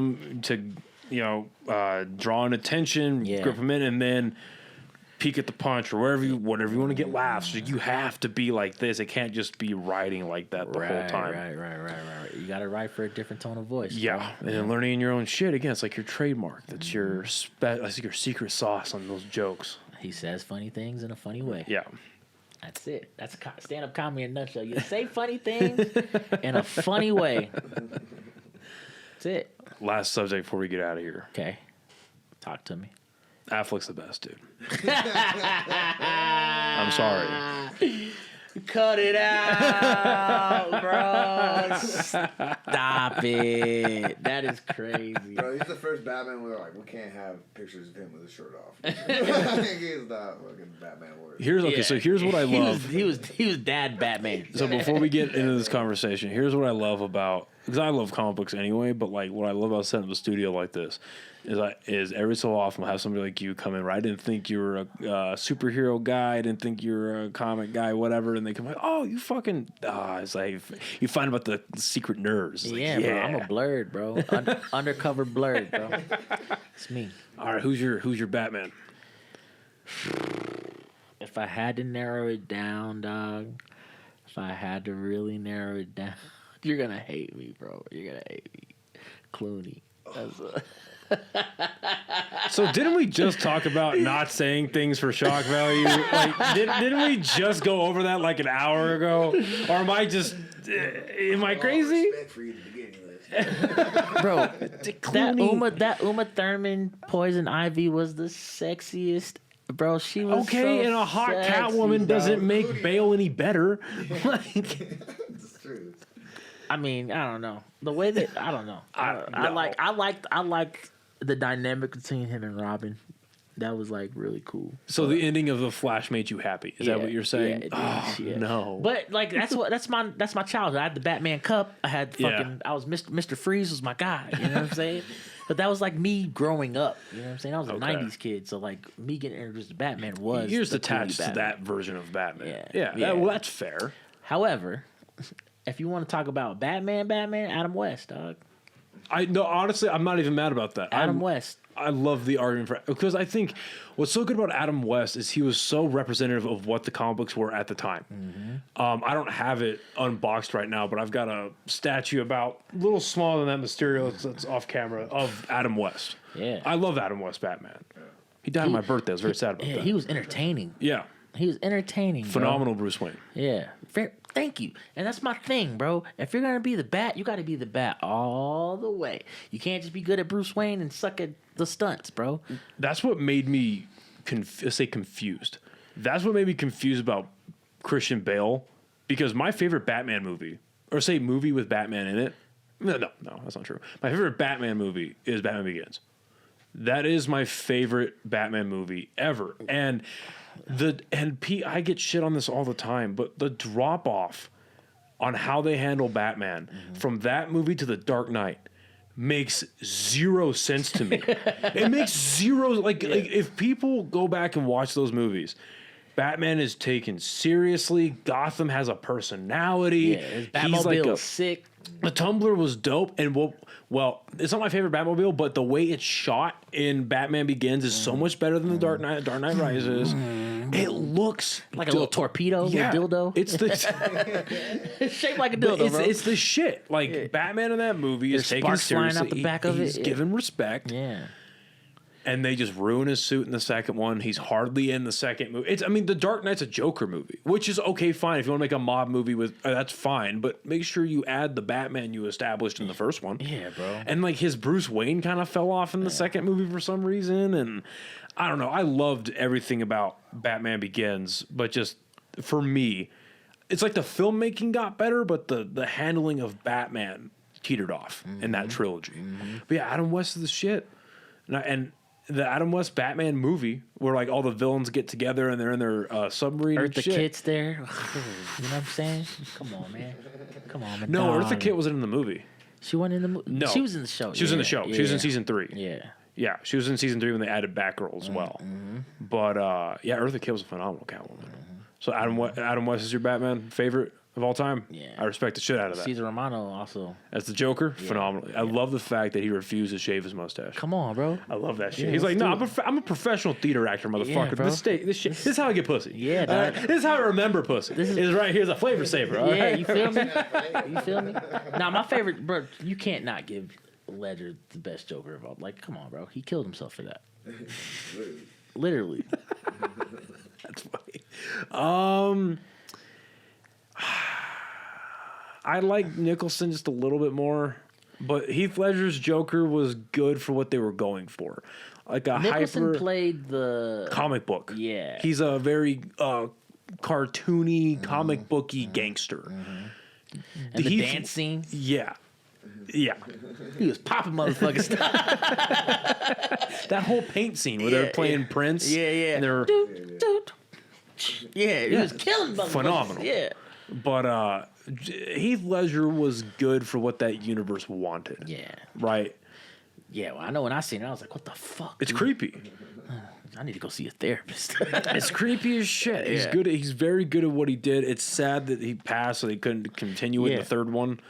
But because I feel like there's a lot more they didn't do with that character just because the actor passed away, and Right. and they made the right decision to not recast it because Dark Knight Rises already gets shit on for choices they make. But that movie would have gotten dragged if they replaced. Could you imagine if they replaced Heath Ledger with a different Joker? Yeah, it would have been. But they could have did it. They could have. I mean, you could have done really anything. They could have done it. Like, but you know how, like, Hollywood gets lazy with their script writing. It wouldn't have been done well, especially when it comes to superhero movies. But like, why do they get so lazy when it comes to like our idols, bro? Like Aquaman. We gave him too much money up front. Yeah. Like the Flash. What the fuck was that? What the fuck was that? Here's bro? my thing with the Flash movie. Like that. Oh, Green Lantern. What the fuck was that? Bro? Oh yeah, Parallax as a fart cloud was a bad idea. Yeah. No, I mean, excuse me. It's like the same thing as making Galactus a fart cloud in the second Fantastic Four. Come on, bro. What the fuck? Right. I don't know, but like with the Flash, I like the concept. Like I know it got a lot of the CGI got a lot of shit, and whether or not that's well placed criticism because just now that we know how like CGI works in the background, right? Like with all the workers that get overworked and underpaid. Like now that we know about all of that. Okay, should we be shitting on the movie? Should we be shitting on the executives? But like, also, don't steal, DC. You stole the whole Quicksilver, like, get down. You just added more lights. Yeah. You just added lightning. They did it. Obviously, Quicksilver did it a lot better than that fucking baby orphanage bullshit. Come on, bro. But I don't know. Putting the baby in the mic. Yeah, Shut weird. the fuck up. Weird. It's just weird. Stupid. Weird. Very weird. I will say this. I loved the concept more than the execution, but when he goes into the Speed Force and the alternate realities he could go into look like a coliseum, I love that idea on paper. I wish that movie was given more attention and they weren't trying to rush into James Gunn's bullshit to make that look better, because the idea of it's cool. Just like in the same way the idea of seeing like that ending part where all the universes are crashing together as planets, dude, that's something right out of Crisis on Infinite Earths from the 80s. Come on, you already know. Now, could it have looked better? Yes, of course. Is it disrespect? I think it was more disrespectful using George Reeves than it was Christopher Reeve. Because for people who don't know about George Reeves... He fell off a horse, too. I'm just kidding. I'm sorry. I'm just playing. For people who don't know about George Reeves, that dude committed suicide indirectly because of his Superman role, which is a very sad story. Like, he felt like he couldn't get any other roles because he would always be Superman, and he just loved acting, and he felt like acting got stolen from him because nobody would cast him in anything other than Superman. So I believe he shot himself. So Christopher Reeves or George? No, George. Okay. From like the 50s. Okay. He was in the 50s on the TV show. Yep. And then... So I guess they put George Reeves when they had his universe flying around and you see him. They didn't get an okay from the state or from the estate of him. They just did it. Yep. So that was pretty. I see the disrespect in that. Yeah. They again just having CGI models of dead actors is very strange to do anyway. Yeah. The fact that there was so much. Who is playing Jay Garrick, the Flash, where it was like, oh no, we took from the 90s and we took from the Flash TV show and put them together. It's like, well, that's just strange. But the idea of the planets flying around and like crashing into each other, very comic booky, very out there concept. Execution could have been better. Right. Now, I will tell you 2 DC characters that deserve a fucking movie before I fucking die, and I need to be in one of these movies. It's Green Arrow. Yes. With Hamel. Yeah, I'd be fine with that. Because he was good. He was dope. He was dope. Up until season 5, he was dope. Yeah, 5 seasons. What do you want from him, bro? Well, no, that's not right. That's a writer's fault. That's not his fault. Yeah, it's not his fault. Every CW show after season 4 or 5 just fell off. Yeah, bro. It sucks. It is what it is. But he was great. Yeah. Okay, so Green Arrow. Give him the fucking movie that he deserved to build that character. That was dope. He did everything he was supposed to fucking do. And also, Static Shock. I don't know why we haven't gotten a Static Shock movie yet. And I know they're trying to make one, but why are we trying? Just make it. Just make it. You could have had Jaden Smith be Static. There's a lot of people with dreads that could be Static. That wouldn't be bad. Bro, but like at the same time, I don't even want to be like a main character. I just want to be a bang baby. I just want to be a bang baby, bro. I want to be Rubber Band Man. Cast Idris Elba as Ebon and fucking let me in here, bro. Let me in. I need to get in here. Deep cut, son. Yeah, you feel me? Yeah. Make fucking Matt Rife Richie. You know what I'm saying? It's an easy cast the shit, bro. Write it. I don't understand how We that hasn't deserve it. been You should have made. dropped it during February, bro. Bring it back. The kid from I forget the actor's Stranger name. Things? Yep. He would be really good at Static Shock too. And his pigment's too dark. No, seriously. No, like I'm not I get being what the you're saying. colorism's No, a thing. I get but what like, you're saying. Yeah. when I see Static, I think of like this brown skinned, like fucking just, you know what I'm saying? Like super hip hoppy. Like I don't think he got enough hip hop in him. Was he multicultural in the same way as Miles Morales? I'm trying to remember. No. So I haven't seen Static Shock in so fucking long. No. He was a hood nigga. Yeah, because he's out of New York, right? Yeah. Yeah. My guy. No, I thought he was from New York. I don't know. Or not New York. From not like he's adjacent to Gotham. Yeah. Yeah, it's not New York. Not Bloodhaven. I forget where the fuck he's from. Oh fuck. That's gonna bug me, dude. Yeah. I'm a comic book. Tyree, I'm sorry, Tyree, because Tyree's a Static Shock fan, bro. Like, but like, yeah, they need to make a Static Shock, bro, and let me be Rubber Band Man. Like, cast me in this shit, bro. Like, clip this up, send this to the higher ups, make a Static Shock movie, bro, and cast Brian Sullivan as a Bang Baby. I don't care what else it is, like what role you put. Make me fucking the magic guy with the He's from Dakota City. Yeah, Dakota City. Yeah, There we go. Yeah. but yeah, I just want to be a Bang Baby. There's so much you can do with that. Yeah. You can make a live action Static. There's so much. Yes. There's so many characters and villains and shit like that you can. You know what I mean? Like, just fucking make it, bro. Make it. I would love to see a live action Static Shock. Obviously, better production quality, but in the same tone as maybe a little bit lighthearted, a little more lighthearted than it was. But Titans, same tone as Titans, but better production. Red Hood. Yeah. You know what I'm saying? My guy. Better production. Yeah. But like it's so like Static is so easy. You don't even need a big budget for Static. You just need a fucking manhole cover and fake electricity, bro. That's all you need. Because there's a following still. People talk about it. People ask, but people are asking. I feel like outside of your standard, like actually nobody's asking for another Batman movie, which I think is hilarious. We don't want that We don't shit. need it. People are asking. You fucking it up. People keep asking for a Green Lantern thing to happen, Green Arrow, Static Shock, Batman Beyond. Did you see that the creators of Into the Spider-Verse... Terry? Yeah. The creators of Into the Spider-Verse movies, they went to DC and had a meeting, and they showed them concept art for Batman Beyond, and that concept art just got leaked. You didn't see the concept art? No. So they went to DC like a year ago, I think, and they were like, hey... we just did this for Marvel and Sony, and we've got our second movie coming out here pretty soon. We want to do the same thing for you, but with Batman Beyond. And DC gave them this. So here's the first bit of concept art. Oh, that's fire! Here's... that's not it. And then here's the other one. Bro. Oh, Dog. shit, that's nostalgia right there. Too, That's bro. dog. That's literally that's the cartoon with better animation. Oh, wait, there's the other one. The middle one's the other one. Yeah, there it all is. Yo. Do it, bro. Tell me that's not at least $500 million. That's fucking sick, dude. Come on now. That's gonna gross a lot. But they're not going to make it. They need a Batman Beyond movie. But they're not going to make it. Because Batman DC wants to do Superman again, I guess. Yeah.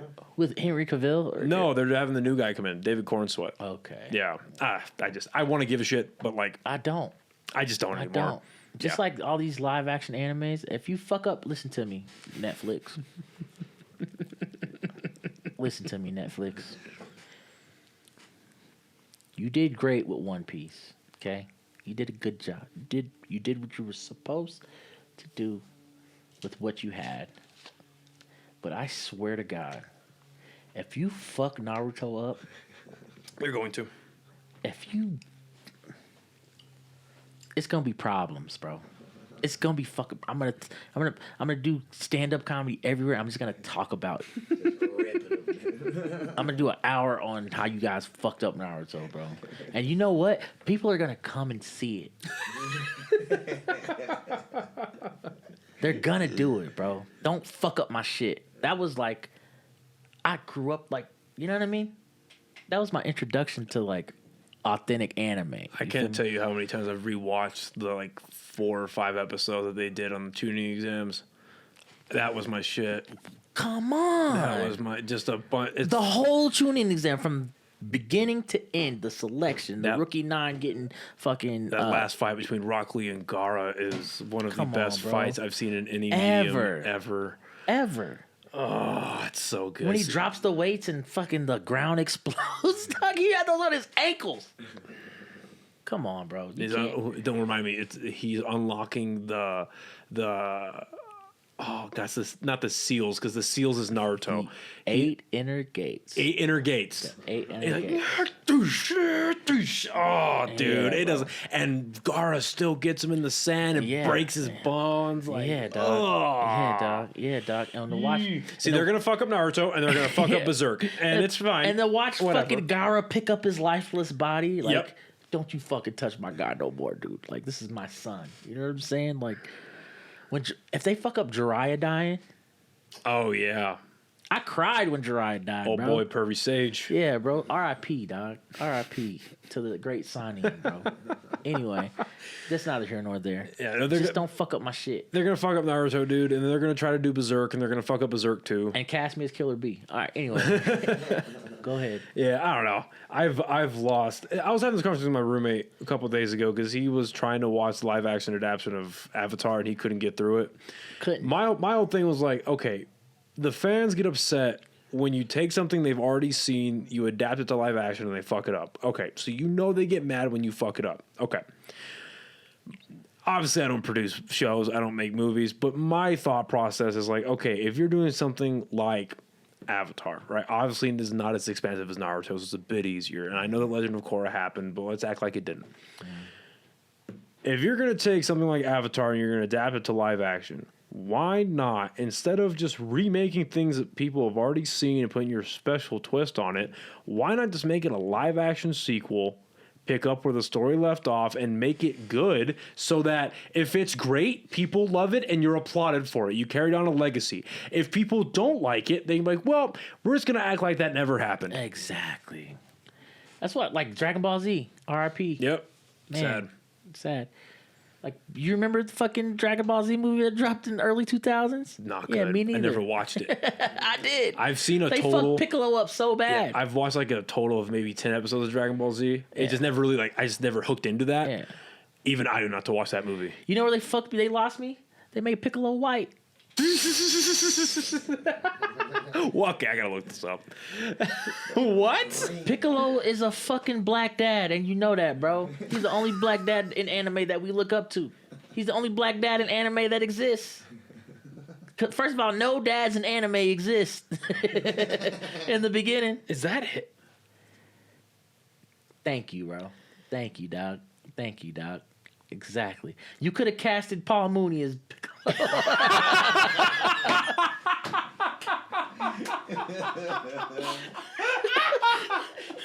One thing about you, Goku. I'm gonna hit you with my special beam cannon, and there's gonna be no more white people to exist in this one. I think that's a good laugh to end this on, man. That's funny. Yeah, dog. Neurodamus is Piccolo. Come on, bro. Come on, dog. Come on, bro. You could have did that before he died, bro. Oh, listen, man. This has been there's pleasant surprises and there's just fucking amazing sit downs, dude. Thank you for coming and doing this. Man, hell yeah, dog. This has been a lot of fun. Yeah, this is fun. I mean, I'd say best of luck, but I know tonight's going to go well for you. So go fucking smash Casalas one more time. Hell yeah. Y'all make sure y'all like and subscribe. Only fucking kings, dude. Only kings can sit in this chair, dog. And I'm the short king of comedy. I'm saying it now. We're gonna. I'm clipping that. That's my new advertisement. Yeah, bro. Where can people find all your social media shit? Man, where people find you going around? Find my Cash App is $, Brian Funny. My Instagram is _ Brian the Lion, right? _ BRIAN THEELION, like Meg the Stallion. She stole that from me. I got receipts, bro. Yeah. Find all my Instagram handles, bro. Brian the Lion, Brian Sullivan Comedy on Facebook, YouTube comedian Brian Sullivan, and yeah, man, holler at me. Thank you so much, dude. This has been a fucking blast. Shout out to my guy Noah, man. Appreciate you, man. Thank you. Thank you, everyone, for listening and watching. Thank you for sitting in. Hell yeah. And we'll see you next time. All Bye, right. everybody.